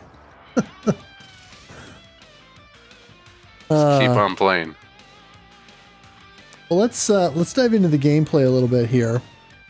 So, like the original game, it's 3 buttons. You have 1 button that fires your primary weapon. You have 1 button to fire your secondary weapon or missiles. and then you have one button to activate the selected power-up along the power meter at the bottom of the screen. And in the arcade version, at least, technically you have a sort of auto fire, but the fire rate is incredibly slow. So unless you're playing on the Arcade Archives version, or you're playing in MAME with a with an auto fire enabled or something like that, you're definitely going to need to flutter the buttons to get a faster fire rate. And like the rest of the Gradius series, you collect the power capsules, and then that moves the selector on the power meter at the bottom by one space for each capsule that you collect, and then you can activate the desired power-up once that's been highlighted, and then that resets the bar and until you start collecting more capsules. Gradius II introduces the idea of having varying weapon loadouts. And so this is a first for the series as well. And so there are 4 different configurations to choose from. You always have speed up and options available to you, and then the shield or force field option. But option 1 or loadout 1 is missile, double, and laser. Loadout 2 is spread bomb, tail gun, and laser. Loadout 3 is photon torpedo, double, and then the pulse or ripple laser. And then loadout 4 is two-way missile, tail gun, and the pulse or ripple laser. So which one did you use? I was primarily a Type 4, and I think that tended to be what most folks went with. An argument could be made to go with laser, with loadout 1 because of the double and the laser. I find that I really like the two-way missile and the coverage that it offers. And the laser, the laser is a little bit harder to use because if you use laser with rapid fire, then you get a weird phenomenon that is much more like the laser on the NES version of the original Gradius. And is it, or like Contra, right? Very similar to the way that Contra works. Yeah. So it's not all that useful. Or you just have to know to go back and forth between rapid fire and non-rapid fire, because you definitely don't want to be using rapid fire with the laser. But then it sort of puts it out like in front, like almost like think of it as you're jousting with a lance or something. You're trying on there because it stays a little bit in front of your ship, right? Yeah. Yeah, so you just have to be able to turn your auto fire on and off. And I experienced some of that messing with the PC Engine CD version. To be fair, with the PC Engine CD version, it's sort of fun because you just flip the switch off. You sort of pretend we're going to go full throttle now, and then you just flip the switches down. Yeah. Out of all the consoles, the PC Engine controller is the most fun to mess with auto fire. Right. There's a reason why that ASCII pad, that one that has, do you know which one I'm talking about? The one with all the different color buttons that uses the Super Famicom button color scheme? Yep. Yep, there's a reason why that is so popular and so beloved. It's got the same type of switches for everything on there, and it's still the same shape. Oh, yeah. Man, I love that controller. All right. As mentioned before, you now have 2 different defensive capabilities. You have the standard shield, which was introduced in the first game, where you've got a pair of front-facing shields that can take multiple hits, but of course only protect the Vic Viper from frontal assaults. And new to Gradius II is the force field, which only takes 3 hits, but completely surrounds your ship. It does make the overall hitbox larger, however, somewhat diminishing its usefulness. Yeah, but I would have to argue that the force field is definitely worth it because so much of this game seems to approach from either above or below or approach from the back, especially the crystal core. If you played Gradius 1, I'm sure that was a surprise for many players. Oh, yeah. Yeah. The game plays out across 8 stages, and then it loops infinitely, as far as I'm aware. And so you've got stage 1 is Artificial Sun, and the boss is the Phoenix. And the stage 1 music is Burning Heat. You've got stage 2, which is called Alien. Well, sorry, I want to talk really quickly about these stages here. Stage 1 is probably one of the most memorable stages of any Gradius game, right? You start with these flaming suns, and the dragons come out of this, and you're also being hit with these fireballs. It's really a neat effect. And then I know in the Famicom version you end up with having to deal with solar flares. But I can't think of any solar flares that actually come out within the arcade version. Just little mini ones for visual effect. Yeah, but in the Famicom version, they put you through an entire barrage of them. Yeah, very salamander. In fact, it's funny as it is, you could call that stage 1 is probably the hardest stage of the Famicom version. Probably so. Yeah. To get through that, but I mean, just the fact that they're able to recreate it as well as they could on the Famicom is pretty impressive. Yep. Yeah. Stage 2 with the, as you mentioned, with the alien stage or with the music that plays Synthetic Life, really feels like someone just said, "We got these leftover assets from Contra. What do you want to do?" I mean, it's very Gygrass. It's very R-type looking, right? You got all these skulls on here. You've got that webbing that has been changed from the pink that you saw in Life Force is now is gray. And there you come across your first dead end, right? If you go to the upper path, it's a dead end. You die. Or the lower path allows you to follow through.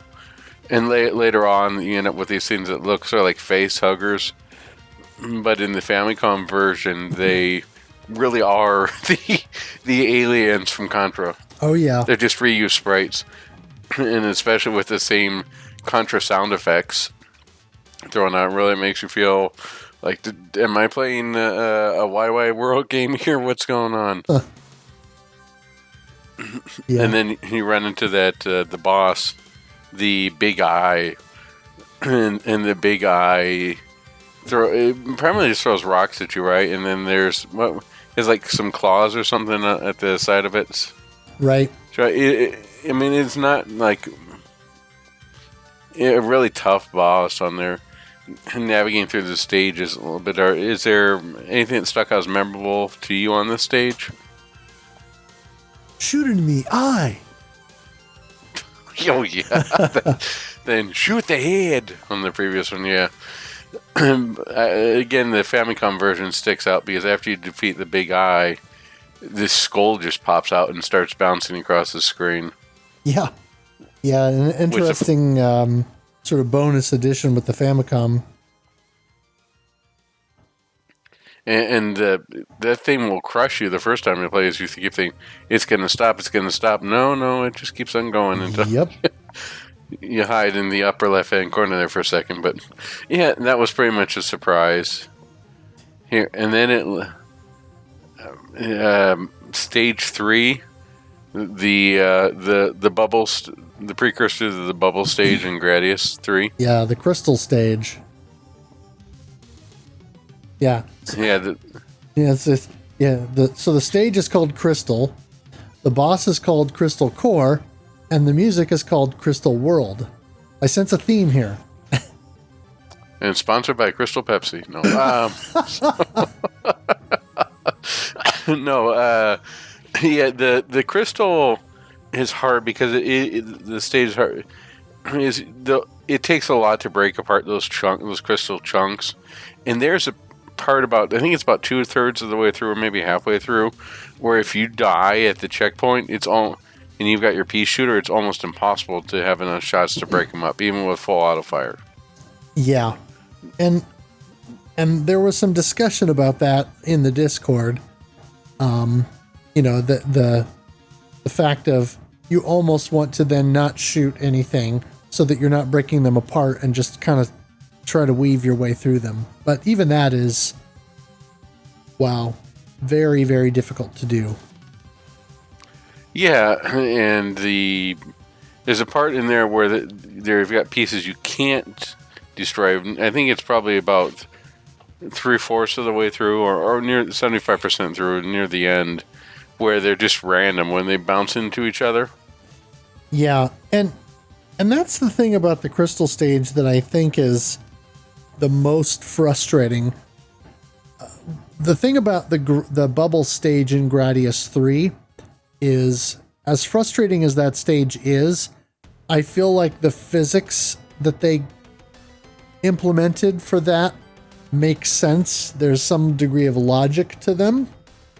Whereas in the crystal stage, when the crystals run into one another and then sort of ricochet off in other directions, there doesn't seem to be a lot of it doesn't make sense, I guess. There's not much logic behind it.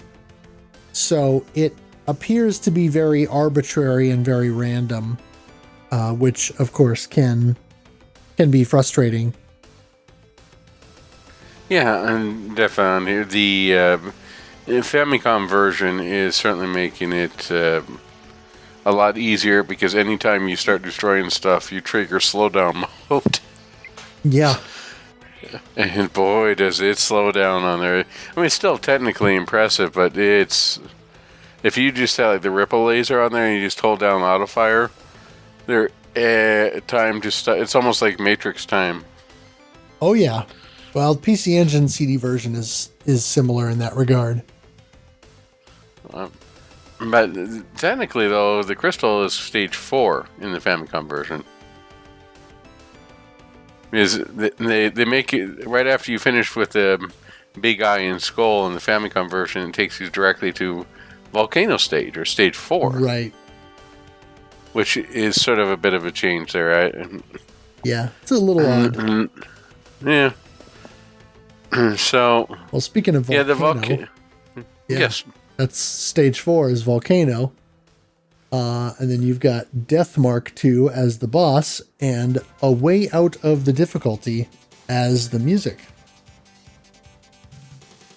Yeah, it's basically almost a rehash of stage 1 of Gradius 1, right? Well, I think it's more a rehash of stage 3, if I remember correctly. 3? Okay. Yeah, I could give you stage 3. I mean, it definitely has more volcanoes per capita. Maybe more volcanoes per capita than a Hawaiian island, but... This stage, to me, was sort of the early wall. The crystal stage, I felt like, as long as you're powered up and you're paying attention, the crystal stage is relatively doable. But stage 4, the volcano stage, is where things begin to get dicey. Because you have a lot of enemies that come into the stage very quickly, and they can flood the screen with bullets very quickly. Right, and I could understand. This is the part of where you want to switch into or at least have your double missile. And you're going to need some way to hit enemies above you, right? Yeah. Because a lot of this stuff is on the ceiling, so you're going to need either the missile, and it goes both ways, or you're going to need the two-way shot. Right. Yeah. Now, one thing that I did find interesting about this stage is there seems to be the final checkpoint of this stage. There's actually a way to sort of cheese it, where if you can get through the first portion of that final checkpoint, then as you near the end of the stage, you can actually move the Vic Viper up to the front of the screen, and everything will be firing at you. But you can sort of almost like kiting the bullets along, but they'll miss you. And then as you pass through the two volcanoes, one on the ceiling and one on the floor, then all of these bullets are sort of just hitting that top volcano from the turrets and other enemies above, and they're not actually passing through and getting to you. So it's an interesting strategy, but you kind of have to stay literally front and center all the way to the right side of the screen and vertically centered. And it's an odd way to deal with it, but it was something I sort of discovered by accident when I was playing, and it works in both the arcade and PC Engine versions if you have to recover from that checkpoint. And even if you're not recovering it, but if you're feeling overwhelmed or you're not taking out enough stuff, that is a way that you can kind of get through that spot a bit more consistently, I guess. Interesting. Thanks for sharing. On the, funnily enough, the Famicom version again makes this stage a little bit compared to the arcade version and the PC Engine version. It's a joke because the Famicom version, not only do you have the slowdown that helps you on here, the volcanoes you can just destroy them. Yeah, and that's an interesting sort of concession for the Famicom version. I don't know if they did that because they felt like it would be a way to balance the game, or if it was a way that they could limit the number of sprites on screen by giving the player the ability to destroy the volcanoes and stop them from shooting. I don't know. It's a weird change. Yeah, it definitely is, and it's not the only change on that stage. At the very end of the stage, there's no boss. Oh, that's right. It just automatically just goes, oh, okay, here's the crystal stage when you pass it through in the but I don't think that they found a way to get the Death Mark II inside of the anyway to make it animate well within the Famicom version. Right. Is the Death Mark II and the arcade and the PC Engine version, there's a lot going on with it. Not only does it shoot, but it also shoots out these sort of like medium-sized missiles. Yep. In the arcade version, it was weird. Someone was playing on I think it was the PC Engine version. They were playing on Expert or Professional, and they started like wiggling after they were shot out. They go on, and like the higher the difficulty went, the less of the space there was in between the missiles that were shot out, and then two of the missiles would just start randomly wiggling at certain spots. Oh, weird, but maybe they couldn't get the wiggle in, and when producer just says, if you can't make them wiggle, no. Yeah, so stage 5 is the Revenge of Moai. And so it's in this stage you actually sort of have two bosses. You've got the jumping Moai, and then you've got the big Moai. And the jumping Moai actually gives you multiple floating jumping Moai heads that come at you, spitting out a ton of the nuclear Cheerios, if you will. And you just shoot those in the mouth in order to destroy them like you do with the regular Moai. But then the big Moai at the end, you have these 3 Moai faces that are on the ground, on the ceiling, and sort of at the back of the screen that you have to shoot, and each one of those will spit out, I think, 5 mini Moai heads and these mini Moai heads will all shoot these mini ring lasers at you. So it's all very meta. But it's kind of interesting, and this is one spot that presents a little bit of a scoring milk in the game. I have to say first here, if Konami made a game called Gradius II Revenge of the Moai, I would buy it and play it. I don't care. $70. I'm there. There you go. Now, there actually is a Famicom game where you play as a Moai. I think it's called Moai-kun, but it's more of a platformer, a puzzle platformer. Oh, yeah. But I would totally play a game where Gradius II Revenge of the Moai. Anyways, the jumping Moai, the big Moai, and the old stone, it sort of does a little bit of a trickery, right? You start out the stage playing the old Stone Age.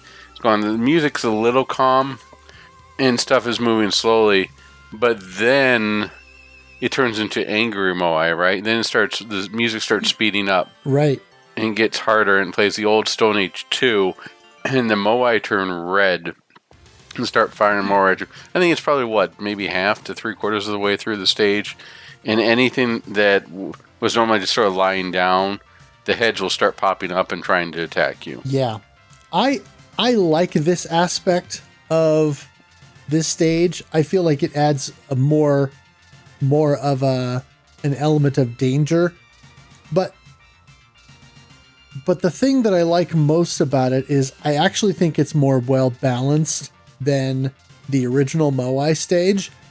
I feel like Gradius I's Moai stage, because of the limited arsenal that you're given, can be difficult to navigate. Whereas this, even though you get the angry Moai that shoot more rings at you and all of that, if you're powered up, I feel like it's more approachable than the original. Yeah, the thing about, there's two things that come to mind when you think about this stage, right? One is maximum scoring potential, right? Because there's not really much to this game because it is an 80s shmup, so it's going to be about whatever flies at you, shoot it, and the more you shoot, the bigger your score, right? Yep. I should probably thought, since we'll go back to scoring here, but technically stage 1 is a huge scoring opportunity because of the dragons, and you get 300,000 for each dragon you defeat. So depending upon how many dragons you're able to milk, the score can be a lot higher. But for the most part, stage 5 is where most people get their milking on. Right. So 3,000, not 300,000. Is it? Oh, I'm sorry, 3,000. I would like 300,000. All right, but anyway, 3,000. So, yeah, there are two spots where people milk. One is with the jumping Moai, right? People wait for them to shoot out those little heads that shoot the bubbles, and then they'll kill the bubbles, and they'll repeat that indefinitely. There are 3 board revisions that address this, right? There's one where you get points for it, and it just goes on indefinitely. There's one where you don't get points and they time out. And then there's one where you do get points, but they still time out. And that's with probably the most recent revision. Yep.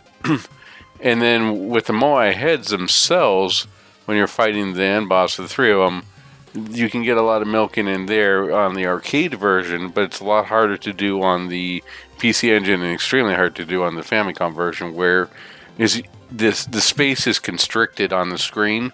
Actually, so you're more likely to bomb, right? Actually, I found that on the Famicom version, I was able to milk quite a bit. I ended up just killing it so fast. You have more control than I do. Yeah. But yeah, I was able to go for quite a while, which was kind of fun. Although with the Famicom version, it sort of felt like it was getting a little bit of the Michael Bay effect. Just everything was exploding all the time. Mm-hmm. Yeah, and then after this point, if you're playing the PC Engine version, then you get the EX stage, which is known as Temple. And the boss is the Desert Core. and the music that plays is Deprived Sanctity.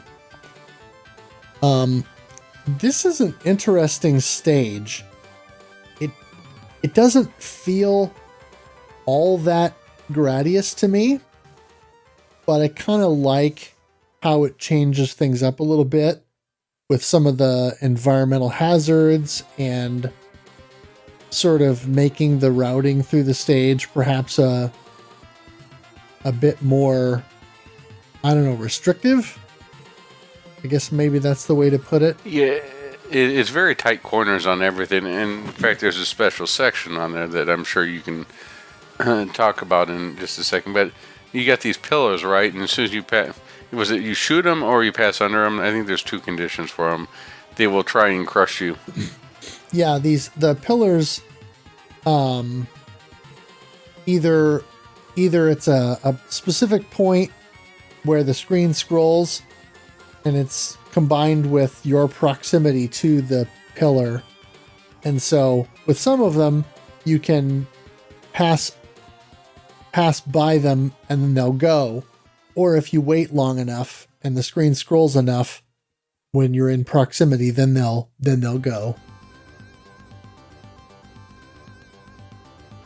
And then it's also got a spot in between. Do you know where it splits it in a path, right? You got a lower path and an upper path. Right. And then have you tried the lower path? I don't think so. I think I stayed upper path.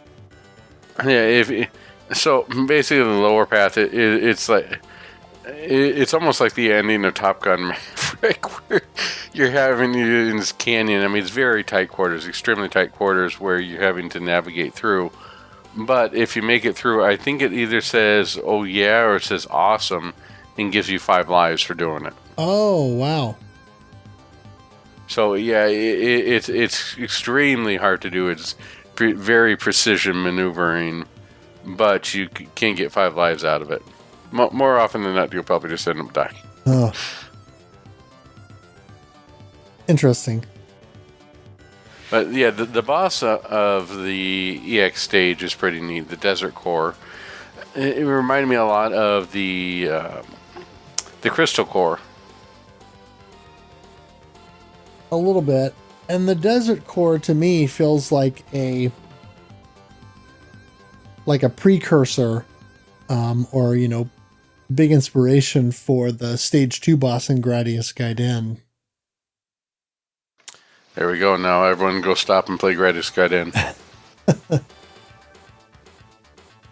Yeah, I mean, definitely you can see with all the extra features on here, with the extra stage and the soundtrack and all of the features that are left, and with the new intros on there. In fact, the PC Engine CD also has an extended ending. I mean, it's not amazing or anything, but it still has an extended ending over the arcade version if you play on the highest difficulty. Right.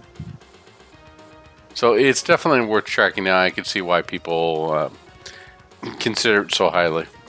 Oh, yeah. And then we move on to Stage 6 in the arcade version, the high-speed maze, with the Big Core Mark II as the boss and Maximum Speed as the music. And as I have lamented on this podcast many times, I am not a fan of speed trap stages. I will say, however, that this one is not overly long, and once you memorize the sequence, as long as you can get yourself a couple of speed ups, it's doable. So I feel like at least in that sense, it's reasonably fair. But yeah, if you have no idea what you're doing when you get there, chances are good that you're going to die unless you have a lot of speed. Yeah, I think someone mentioned at one point that you need at least 2 speed in order to get through this, and I would be inclined to agree on that. Yeah, you need at least 2. Now, again, we're going to deviate, because Stage 6 in the Famicom version is not the speed trap stage. It is the boss rush stage. Right. Which is weird because you start with a Zub Rush, or basically the Popcorn Rush, and some of there.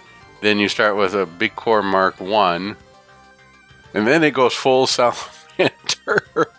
It goes with the Salamander Brain, which is also in the Boss Rush for the arcade version, but then it goes with the Tetron Core, which is interesting, and we'll discuss this in a second, but the Tetron Core was a core that you fought in the first vertical stage of Salamander.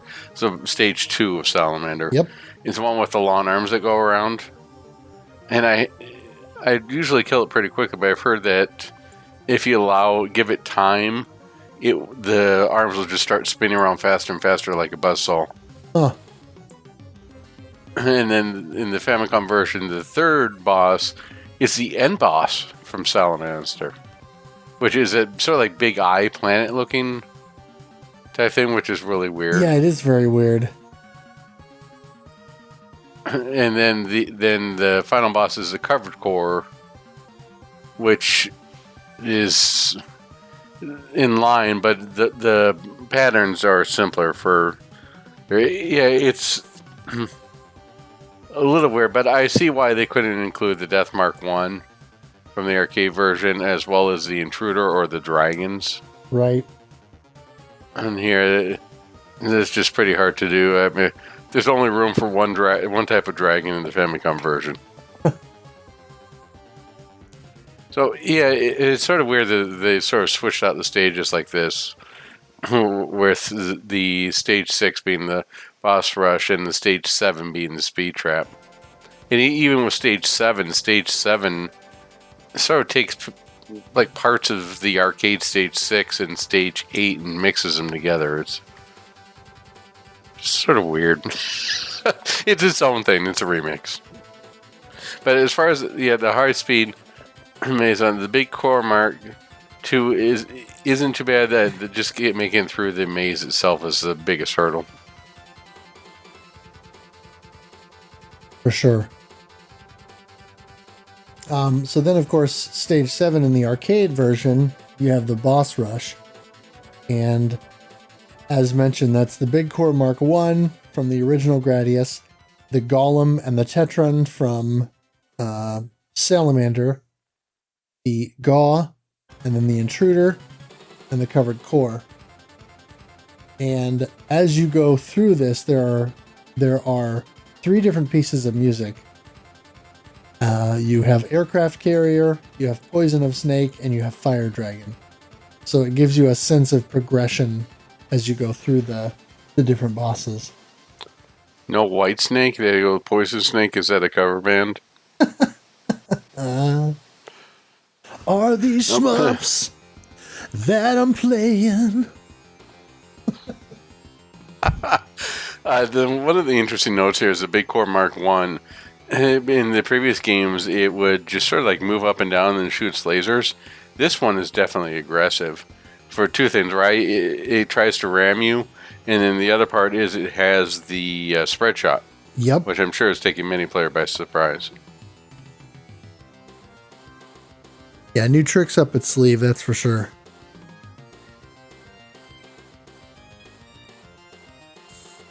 And then finally, with stage 8, you have the Gopher Ship Interior,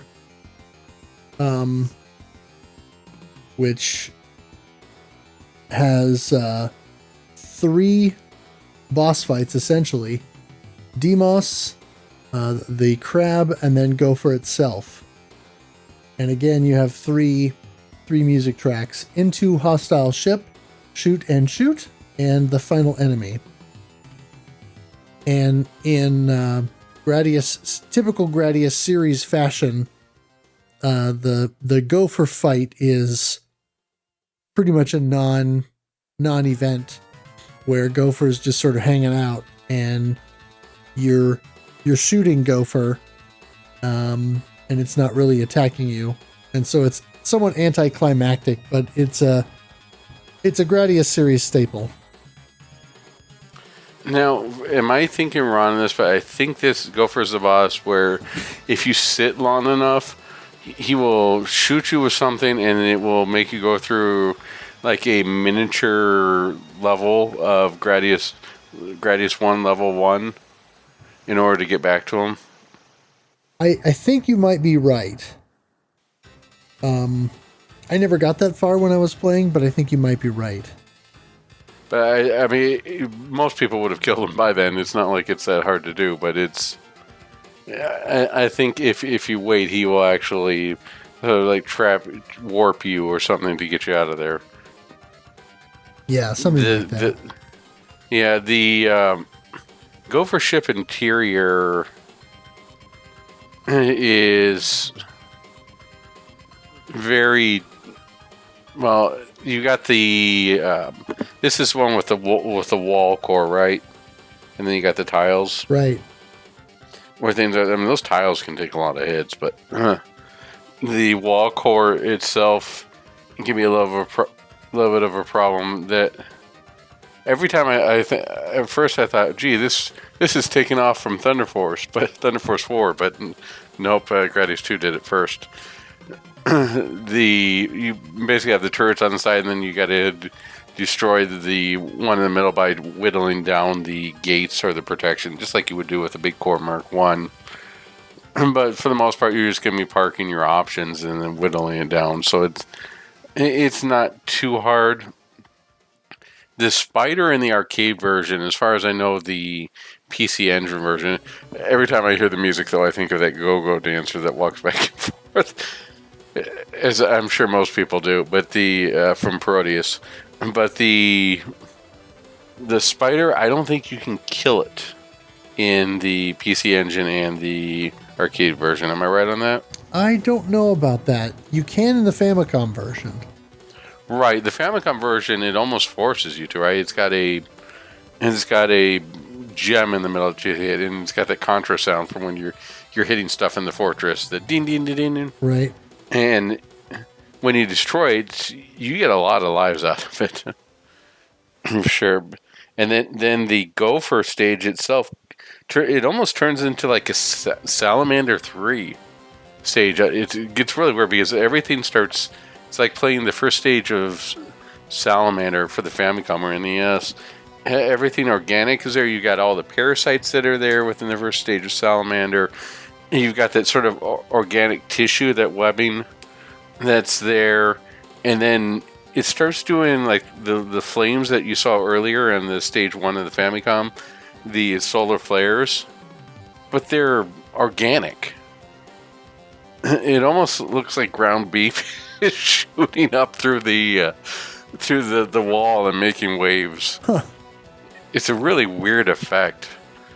And then the Gopher fight in the PC Engine and the arcade version, you're basically shooting the top of them, right? You're shooting the little veins or the ropes or vines or whatever, the tissue up at the top. After he goes, I am the most powerful being, and you shoot him and destroy him. But in the Famicom version, I'm not sure. Did you get that far, or did you? No, but have a chance to see what he does? I watched a video of it, and it actually Gopher actually shoots these bubbles at you.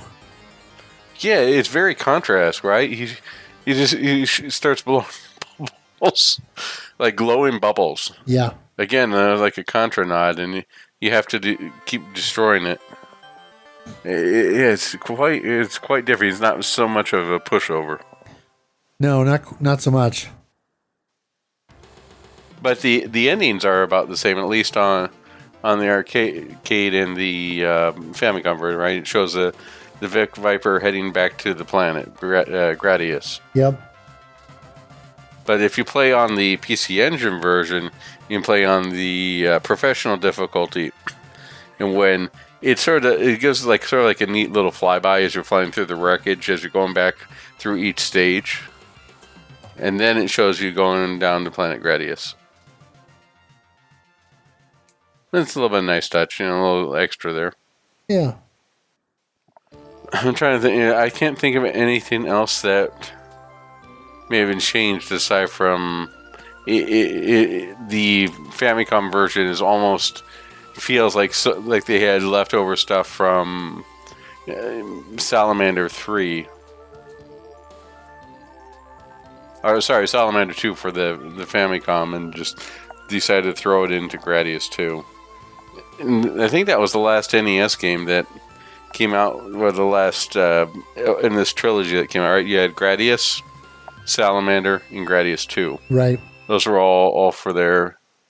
In some weird ways, the Famicom version more resembles the MSX stuff. We talked about this earlier, right? With Nemesis 2, and the fact that the MSX versions you could power up twice.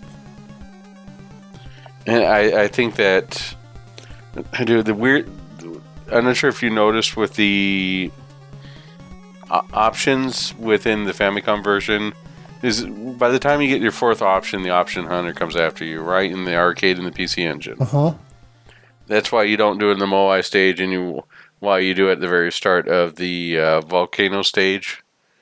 But the Famicom version, I don't think it does anything until you get that second level.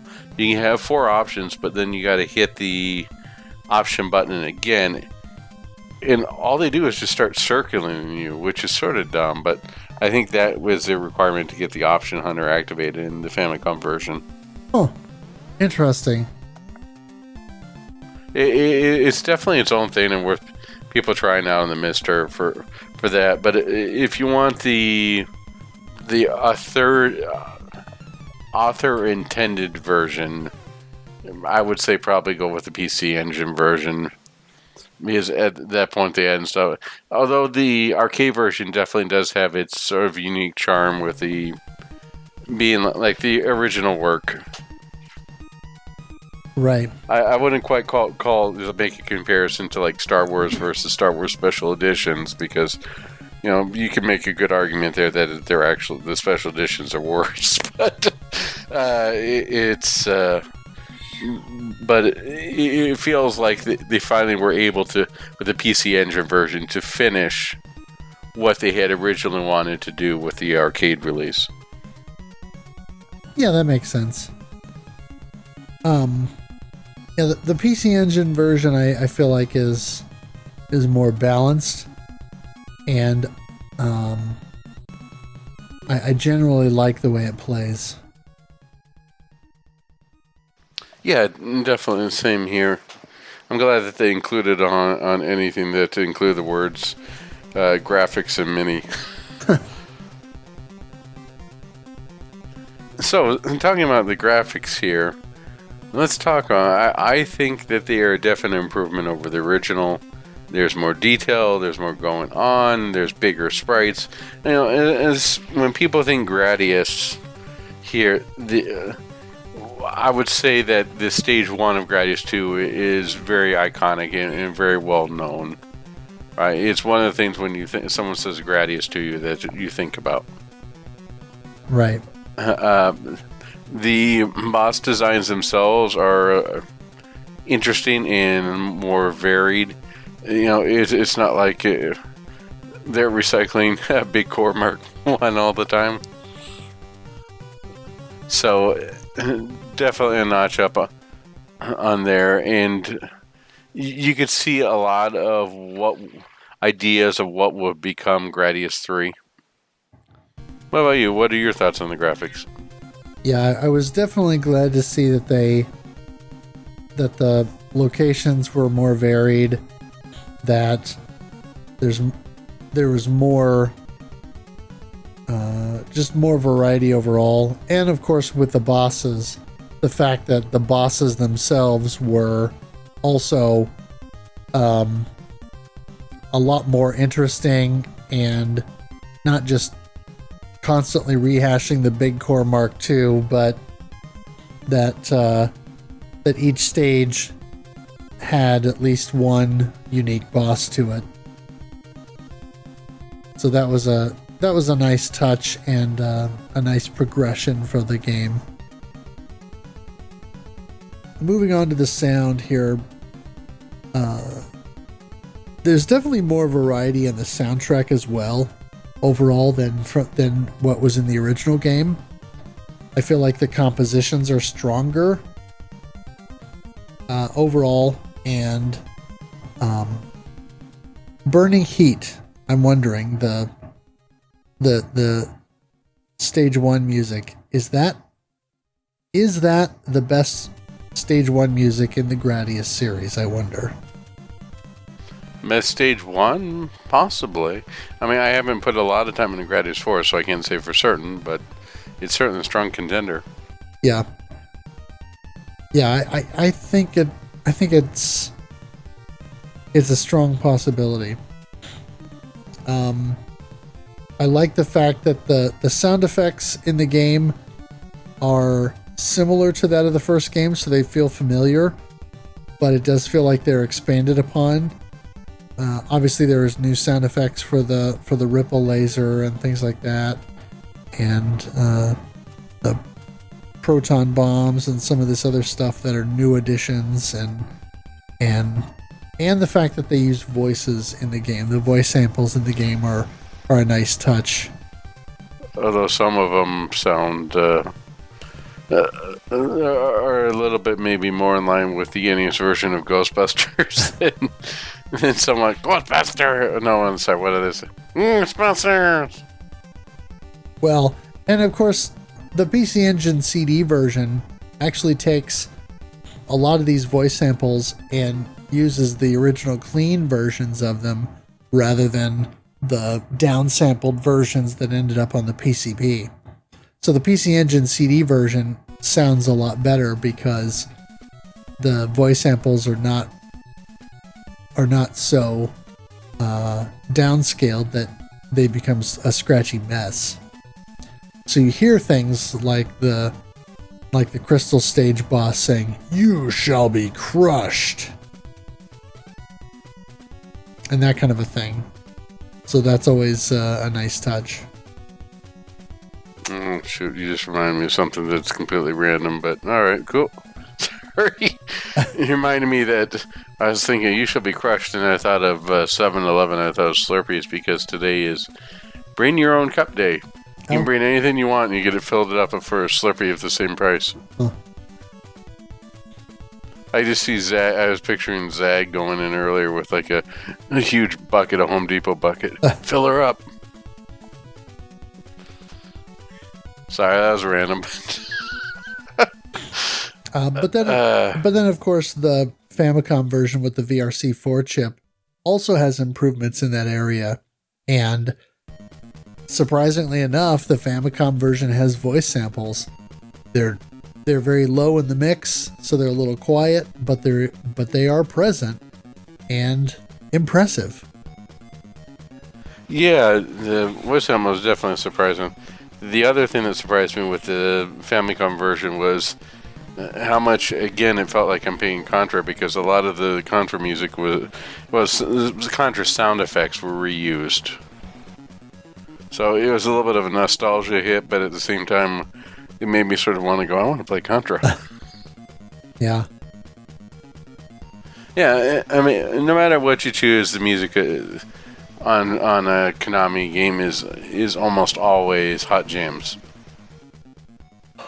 Pretty much. All right, so let's talk about scoring. So the Fire Rocks from Flame Serpents on stage 1 can be milked up to a point. And the Fire Rocks, if I remember correctly, every 8th one gives you a power-up. I think it's every 6th one. Oh. Okay, well, somewhere in that range. The Moai laser rings can also be milked, which we talked about earlier. The mini Moai during the boss fight can be milked for a point. Endless in the Famicom version, and as you talked about, I'm sure that you had 99,999,995 points from that. Not quite. The lava. I did milk for a while. The lava rocks from the volcanoes give score, and there are no score from power-up capsules. Correct. Yeah, that's something that would be implemented in some later Gradius games, but in the first few, it was not a thing.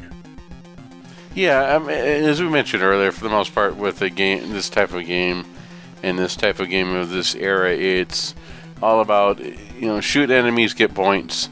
So you want to shoot as much as you can, and that leads you into milking the nuclear Cheerios that come out of the Moai and a couple of the other stuff we talked about earlier. Yep. Alright, so let's move on from scoring to impressions from the game. So our first thought comes to us from SPM. Played 3 credits in Gradius II, and all of them ended on Stage 3. What an annoying random stage. Non-recoveries in Gradius had to be among the worst in the genre. The bubble stage felt more fair somehow, but these are just early impressions. We'll see.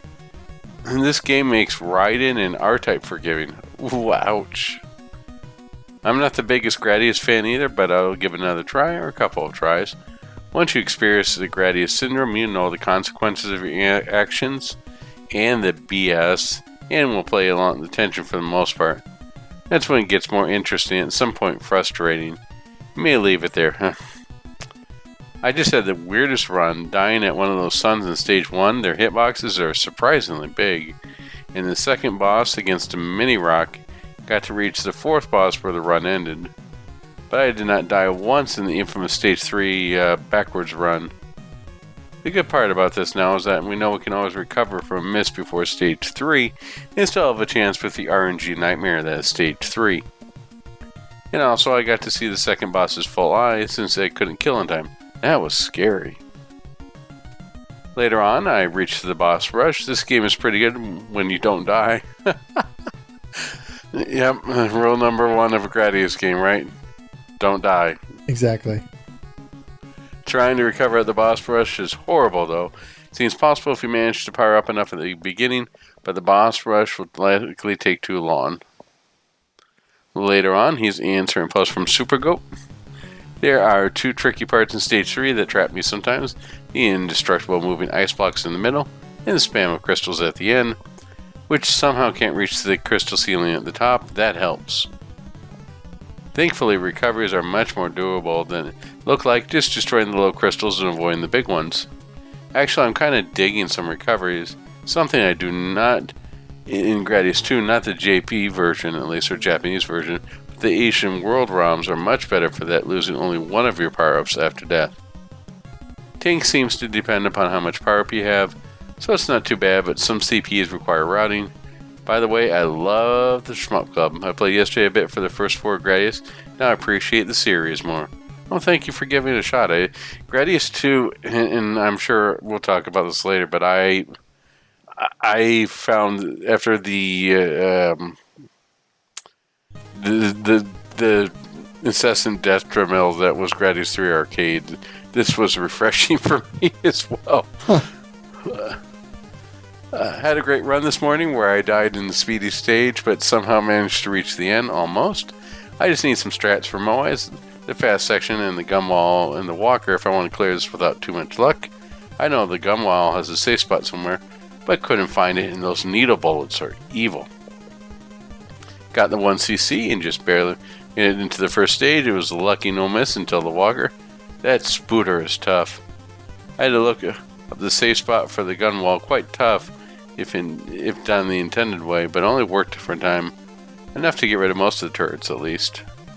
By the way, I may go back with a 1cc with Type A as well.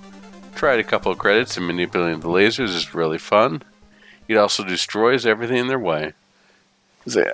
I personally love stories like this where someone like, I can't do this, and all of a sudden with her like, wow, I really like this, and like, yes, I can. So GG to you, sir.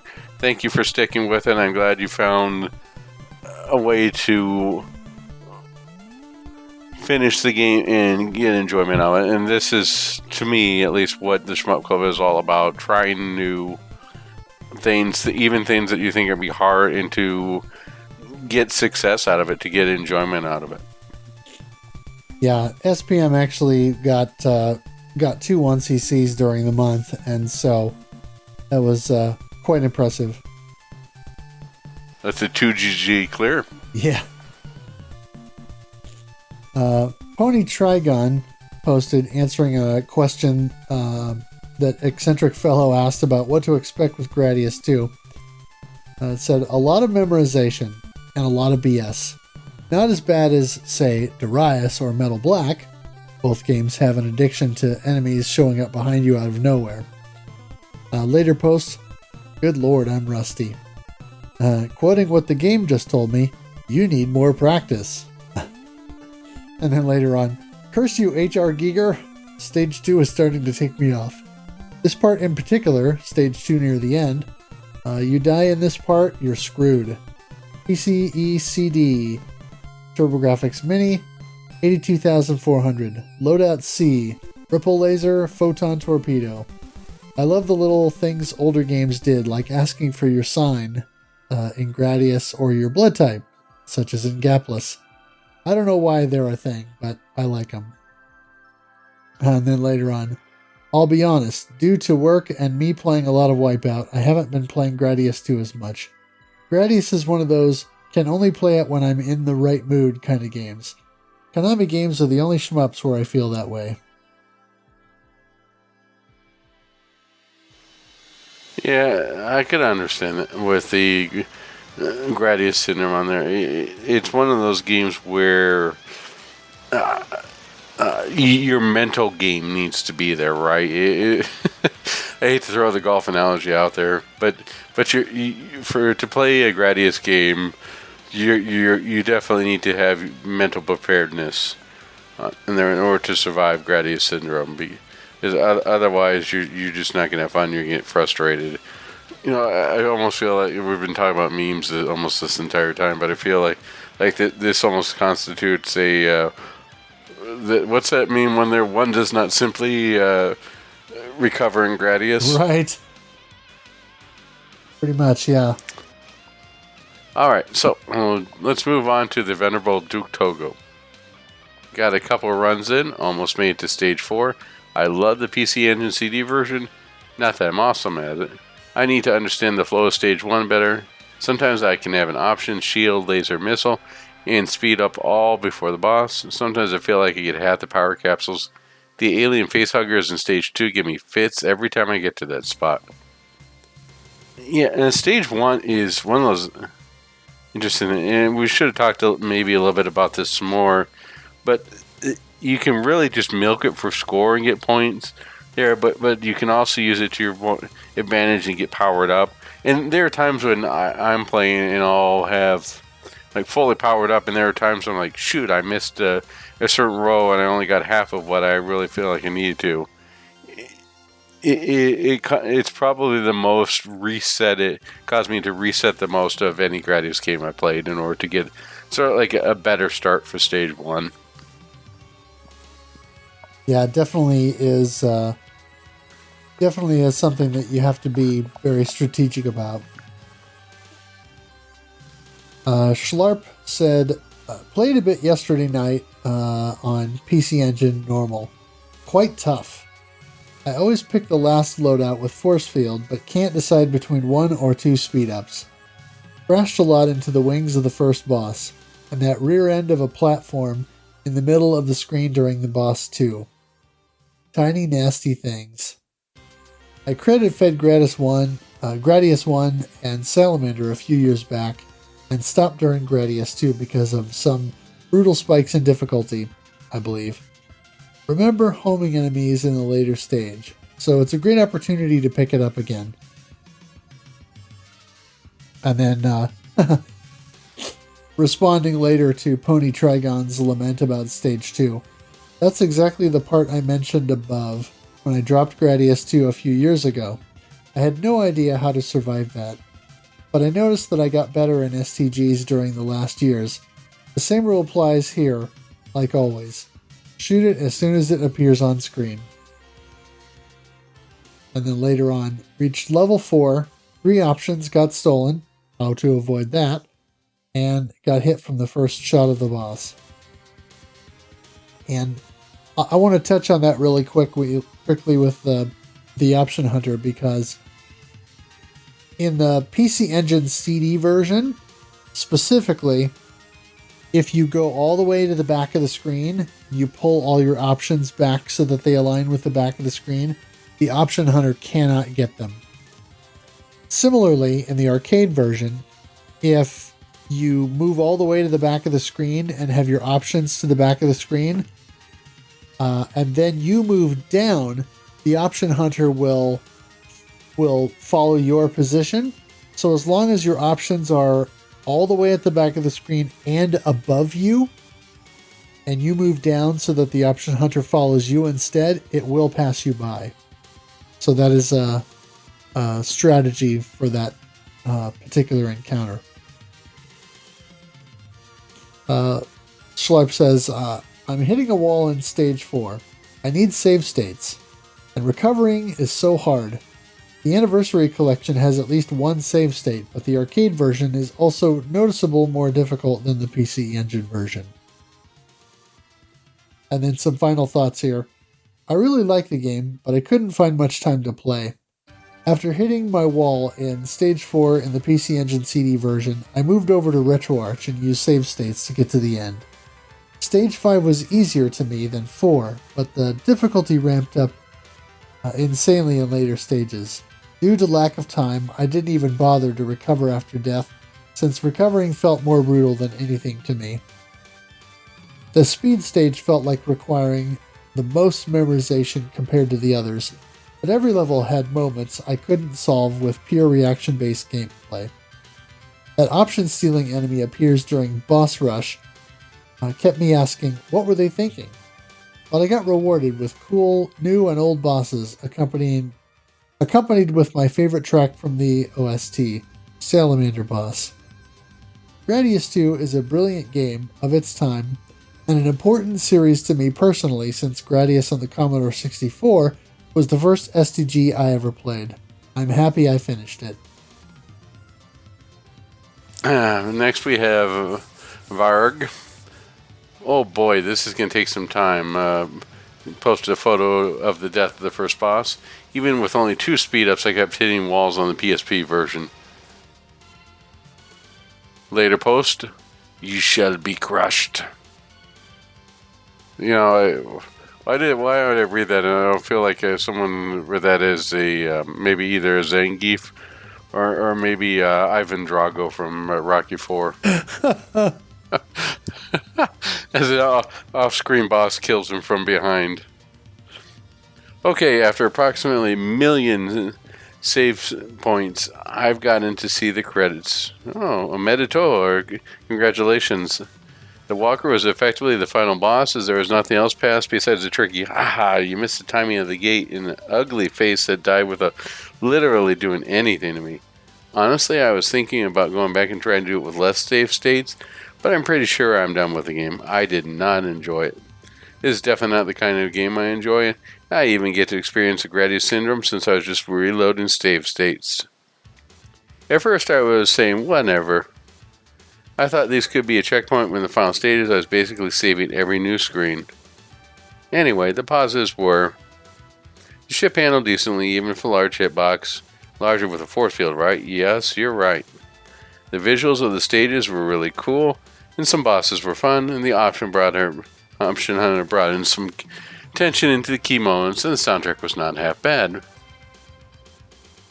So, you know, I can also understand that these games aren't for everybody, and it could sort of be maybe anxiety-inducing, as Gradius games can certainly be. So, if the game didn't click for you, no problem. Thank you for trying it out, and hopefully you get some time in with Super XYX or R-Type Final as we move on forward. So stick with us here, and we'll definitely find a game that you like. That's the beauty of the Shmup Club. Yep. Supergoat posted and said, I forgot. Is there a preferred version to play? I thought Junkie said the TurboGrafx 16 is better for one of them, but I don't recall now. I need to figure out how to get Autofire or Turbo working on either my Rep 5 or RetroArch, because holy cow, it's brutal to have to press for every shot. And then later, aside from the aliens jumping at you on Stage 2 wasn't an issue, or Stage 3. Stage 1 was brutal for me though. There are probably ways to position for the dragons to go less bad places, but I found they often boxed me into my death. And the pea shooter is pretty miserable as they all are, but at least they're pretty liberal with the power-ups. Once I got past stage 1, the rest of the game started to flow pretty well. I didn't even have any trouble in the floating ice chunks. It'll still take me a while to be able to string together a 1cc, if I can at all. Alright. Up next is a comment from my future self, Geriatric Damaku. Hello there, Schmuppers. I'm ready to join in on MAME. Do you know which ROM is the official for the Shmup Club? I'm guessing the Japanese copy. Turns out you can play the PC Engine CD version in MAME. It's hard to say no to those extras. Tech readout, a track screen, guitar song on the track screen, and better overall in-game sound. So I'm putting up a few runs so far. The first 3-stage first boss has been a wall. Gotta figure him out. Later on, Gradius II, the game with so many walls. My current limit is the middle of stage 4, so many bullets appear. I started to consider scheduling death early in stage 4 in hopes of bringing the rank down. Gradius 2, we talk about it as it's like, oh yeah, you gotta do this and this, but it's another thing to pull it off, and it's certainly a game that is going to require a lot of memorization. You know, it's sort of along those same lines, going, oh yeah. Like R Type 1 is, you can do it. R Type 1's, it's definitely manageable, but it's sort of like, well, yeah, R Type 1 is manageable in relation to R Type 2. but it doesn't mean that it's going to be any easier. Certainly not. Drake Tungsten joined in and said, I just played a little of the TG16 on my Mister. I got 31,700 on my first run today. And then later, I posted a video of a terrible run. But hey, I have a neat thing that shows controller presses. Yeah. Ooh, shiny controller presses. Was showing that off in the video, and that's a pretty nice feature. Yeah, and then I have Turbo Duo, but for all this TurboGrafx 16 stuff, I would easily go the route of a Mini or the Mister, and the Mister is where I play most of the stuff. Just because it's so much easier than having to deal with original hardware when it comes to the stuff. Yep. Zoido says, got a lucky shot yesterday. You know, am I the one who, when they read that, just got the Neo Turf Masters go, nice birdie. I don't think I can beat this without suffering serious health issues. Stage 5, Japanese arcade version. Stage 5, that's pretty darn good. Yeah. Yeah, for sure. ENP says, took me 2 hours to get past stage 1. A few more hours, I made it to the end of stage 3 with a nice round score.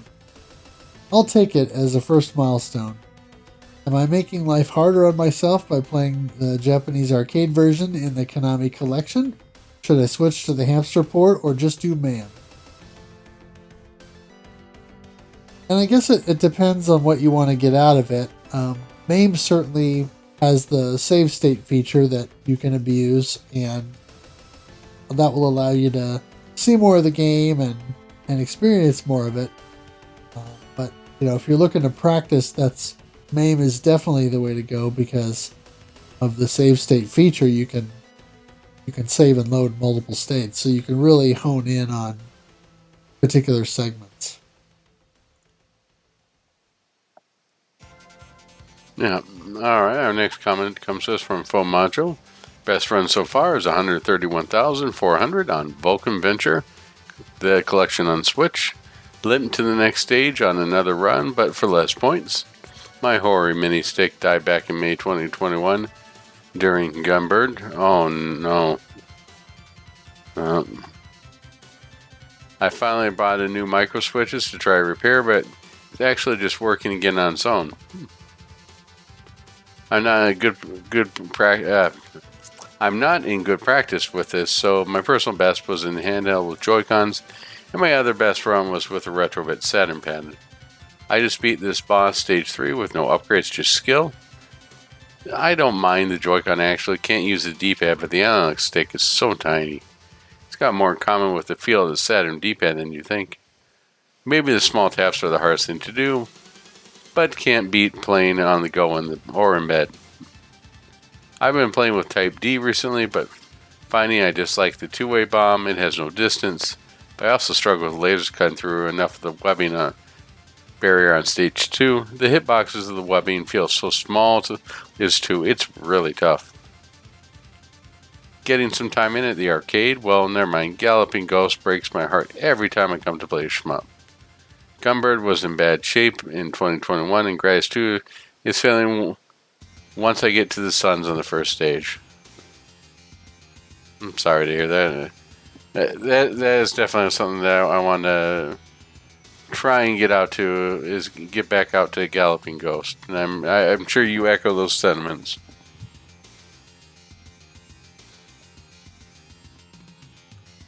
Day late, but playing on an X68000 at a retro game convention in Milwaukee. Sound is great. The controller is nice. Got to stage 4 with only 2 buttons. One was shot and bomb. Other upgrade. I don't know why you want to have them separate, but for casual play, love this setup. Yeah, that was at the, you posted a picture. It looked pretty fun at the Milwaukee Gaming Expo. Yeah, that looked really good. And a little jealous that you got to play on an actual X68000. You're just going to have to go next year. You're just going to walk into there and go, give me the X68000 or give me death.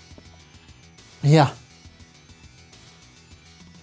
A Dingo jumped in, but didn't actually get to play until later of the month because he was having some issues with the Konami Anniversary Collection, the PC release specifically, and it was not running properly, and he reached out to support, and they actually responded to him and kind of went back and forth with him on that, but did eventually get it to work. I think maybe on console, but Dingo said, played for a bit the other night. Very tough to start out. I actually never played much Gradius. Far more familiar with R-Type and even Darius. I almost made it through stage 1 when I got multiple pulse, but the fire dragons got me. This game is hard. And then later on, I wish the auto fire on the Arcade Classics version was better. I ended up having to mash most of the time, which is exhausting. I'm having a tough time for sure. I will be happy just to clear stage 1 for starters. Cool game nonetheless. Goji Guy says, it's been a crazy month, but I finally booted up Gradius II on my Wii VC. I played for a bit and then switched to the PC Engine CD version, which aside from a bit of slowdown, I seem to click a lot better with. I will say I enjoyed the parts I played a lot more than expected, considering I only played V and Guardian seriously before. But all that fun came to a crashing halt in the first death of each run. Gradius syndrome is real, and recovery is not fun in the slightest. Basically, you absolutely must no miss, which is a tad disappointing. Yeah, when choosing with this, I thought the Gradius syndrome might be pretty real. This at least has a reputation of being one of the better balanced ones. I mean, usually it's the Gradius 1, followed by Gradius 3 Super Nintendo, and then Gradius 2 is the order that I've heard. But I can still understand that it's any death in Gradius is pretty hard to recover from. Definitely. And finally, a Roguish Ham says, this isn't on the TG16 PCE Mini, is it? Ah, it is. So I do own a copy. If you die during that boss rush, well, that's rough. You're definitely rough there. Rough indeed. And Normally we would go into the high scores, but I did not get these recorded, partially because some of the photos and screenshots that we had in the Discord were a little bit unclear and difficult to read. So I'll just say, I think SPM took it for the month for getting 2 1cc's, and I think I was the only one actively playing the Famicom version. Seriously, anyway. I was also playing, but I think you're milking one out. Yeah, well, yeah, that milk was pretty outstanding, and so I'll say, for next time, it would be a good idea to not only post the screenshot, but then also put the number when you post that, just so that it's a little bit easier to read, or I can kind of use that to verify. Because, like I said, some of the photos were a little bit harder to read and a little blurry, so it made putting the list of scores together more difficult.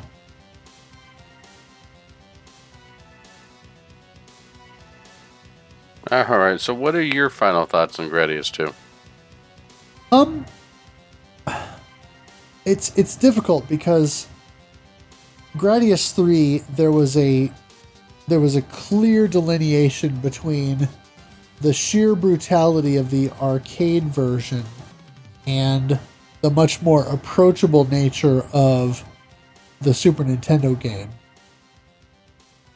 The lines are more blurred here, although I do think that the PC Engine CD version ultimately wins the day for me, because it is a little bit easier. It does feel a little bit more well balanced.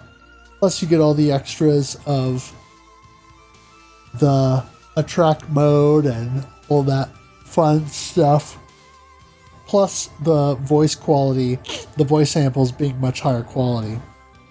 And then you have the Famicom version, which is really its own thing in some ways, and is kind of a cool and interesting diversion. I don't know if I like this as well as I do Gradius 3 on the Super Nintendo, but I definitely like the arcade version of Gradius 2 more than the arcade version of Gradius 3. And certainly the PC Engine and Famicom releases of Gradius 2 I would consider to be more fun than the arcade version of Gradius 3. So it kind of sits somewhere in the middle for me. It's a good game that I was pleasantly surprised by in some ways. And I could see myself going back to it, if only for a bit more casual play. I don't know if I will attempt to 1cc the game, but it is a nice progression from the original, and certainly I think fans of the original would do well to check this one out, just because, again, I think a case could be made that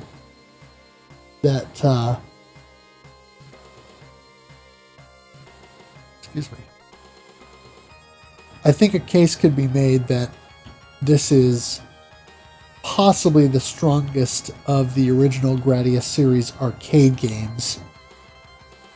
And I know that there are a lot of people who feel that way, and I can definitely see why.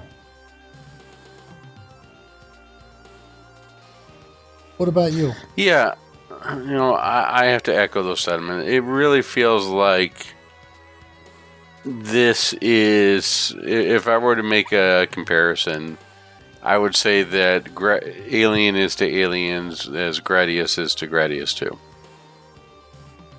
It feels like it takes the concept and it builds upon it. It really is, in some ways, its own thing, but retains enough of the original elements that you can see its roots, right? It's not as brutal difficulty as Gradius 3, and I haven't played enough of Gradius 4 which I believe was the last arcade title, right? Gradius 4 in order to make a definitive comparison. The PC, if someone asks how to play Gradius 2, I would almost always tell them to play the PC Engine CD version first. It's the most complete. It seems like it's got the most complete artistic vision. It has, as we mentioned earlier, the better voice samples. With it, it's got the extra stage. Really isn't a lot of down. It even has an arcade mode if you enter a code. It's on there, and it's got even a harder arcade difficulty by entering professional mode. So there's really just a whole chock full of extras that are worth playing on there.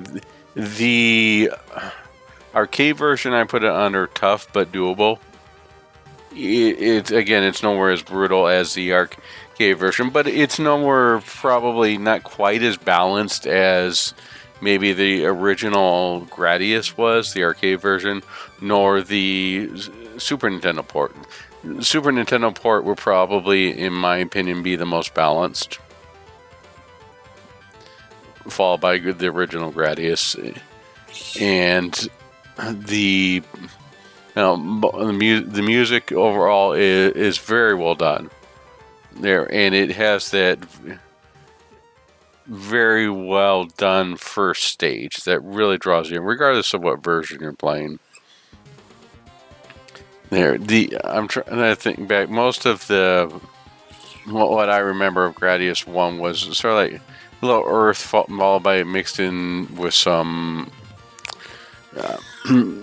earth mixed in with some metal, right? This has a lot more variety to it.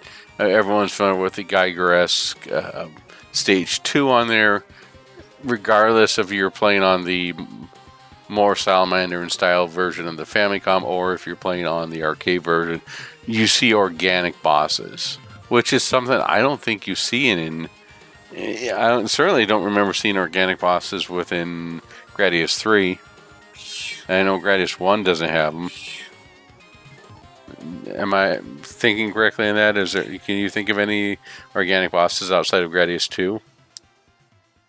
Well, yeah, I mean, Gradius 1 has one, if you don't count the brain at the end.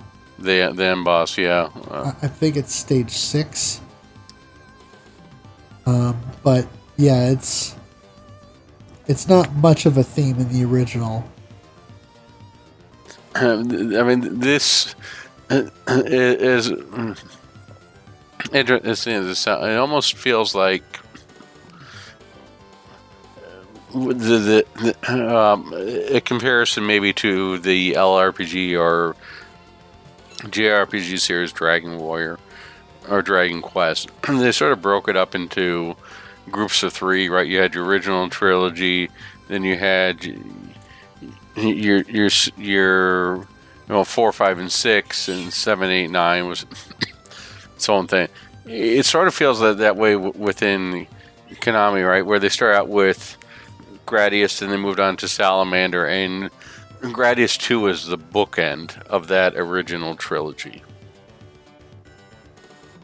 And that's sort of how it's like. Here's a culmination of everything that we have learned here, and I think it is a very good game for somebody to start. What now? If someone were to ask me, let's say for what type of, where should I start with a Gradius game? Gradius 2 wouldn't be a bad suggestion. Maybe Gradius 3, Super Nintendo might be the first start, but or recommending Salamander. But Gradius 1, it does have great gameplay, but I think its significance as time goes on is more of a, this is where it started. It's more interesting from a historical perspective than it is from a gameplay perspective. When it comes to the original Gradius, I think that someone would be better served by trying Salamander or by trying Gradius 2 or even Gradius 3 Super Nintendo first. That being said, I was definitely delighted and surprised by how much this game had in some of it certainly had a lot more to offer besides the showpiece, the stage 1 showpiece that it was known for and that originally drew me to it. Agreed. Thought that was a long way of taking 25 minutes to say I like it.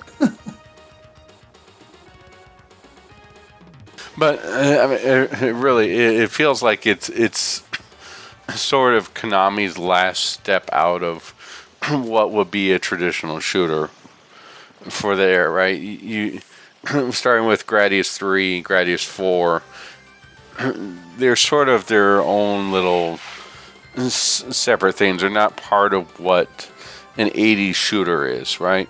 Even though Gradius 3 was right at the end, wasn't it? Or was it 90? 89, yeah. 89, yeah, it was right at the end. But it felt more early 90s in its design than it had to do with the original Gradius. Huh. And as I mentioned earlier, if someone was asking, I've never played a shmup earlier, but I want to try this Gradius series, what would you try? Some people might say Gradius 5. People might say Gradius 3, but if you're looking to suggest start at the beginning with Gradius 1, it may be doing them a little of a disservice. I think that the gameplay is still there, but it just, as I mentioned, I think it's more valuable from a historical perspective than it is actually from a gameplay perspective. Right. I'm wondering if there are other titles that are that way too. What's thinking back to Dodonpachi, right? Dodonpachi is still pretty, or Donpachi is still good. But then you have people going Dodonpachi, and then you have DFK. If someone were to tell you, I want to get into cave shooters, I want to start with one of the Dodonpachi games, where would you start? It's a difficult Would you tell them question. to play Donpachi? It is. But that's sort of the same lines that we're talking about. Was something that's got a storied history. Would you say, understand, you want to go with something more traditional, or do you want to go with the Danmaku? Right. It's interesting. The way that we're approaching this is all from, hey, everybody knows what this is. Everybody knows what Gradius is. Everyone's played it, right? Well, oh. Yeah, not everybody. This is just me rambling on, but you can cut this later. But I'm curious to know. I'm glad that we definitely played this because it was. I think it was one of the last sort of big ones that wasn't turned off by us, right? We'd already done 3, we'd already done 2. I was already done 1. And maybe we'll look at doing 4 next year. But from what I understand, 4 is just sort of like a best of, right? 4 is interesting. And it's also the first time everything went 3D. Yes. And 4 came out, what, was it late 90s? Mid to late 90s? Yes. Yeah. That's the problem with Gradius games. They're always older than you think. Yeah. All right. Well, before we start getting older than we think, let's move on to what's coming next here. So, what's coming next is bedtime, and I am totally for it. Me too. No, so what's coming next? We have Super XYX coming in May of 2023. Now, is this the sequel for the game Neo XYX? Am I thinking that right? No, it's more of a Super XYX is more of a thing where the original designer behind Neo XYX got to run with the vision for the game fully. So, unlike the original Neo XYX, which was limited in some ways based on not being able to fully realize that vision completely, Super XYX is, I guess, a more fully realized take on those ideas. Gotcha. Okay. Looking forward to playing it in a couple days here. And then in June, we are back for the final countdown with R-Type Final. I am looking forward to this because R-Type Final 2, for at least for me, was a little bit of a letdown. I still have fun with it, but it just wasn't the game I was expecting it to be. Yes. Now, to be fair to it, I haven't played it with all of the DLC yet. Right. And I'm kind of in the same boat, so it'll be fun to kind of go back to the original R-Type Final and rediscover that a little bit, and maybe see if the magic that I thought was in there when I first played it is actually still there, and how that compares. All right. I'd like to shout out Ed. I like to shout out Ed. Yo, Ed. No, I'd like to shout out Ed of Studio, my principal, heaven, for the Gaiden and the regular Shoot the Corecast logo, as well as helping us to make those lovely shirts.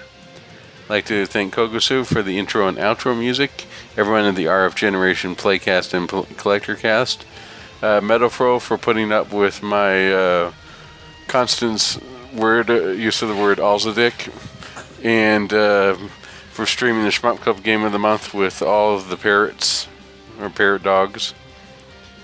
I'd also like to thank everybody who takes time to join and try these games with us, whether you like them or not. It's always fun to hear everyone's different comments and opinions on the game as we sometimes struggle collectively through a game. And I also like to thank MetalFRO for inviting me on this journey of shmupping, and for taking the time to record and talk about video games. Indeed. All right. Anything else that we need to hit on before we close up shop? Yes. The sack. I am ready to hit the sack. Me too.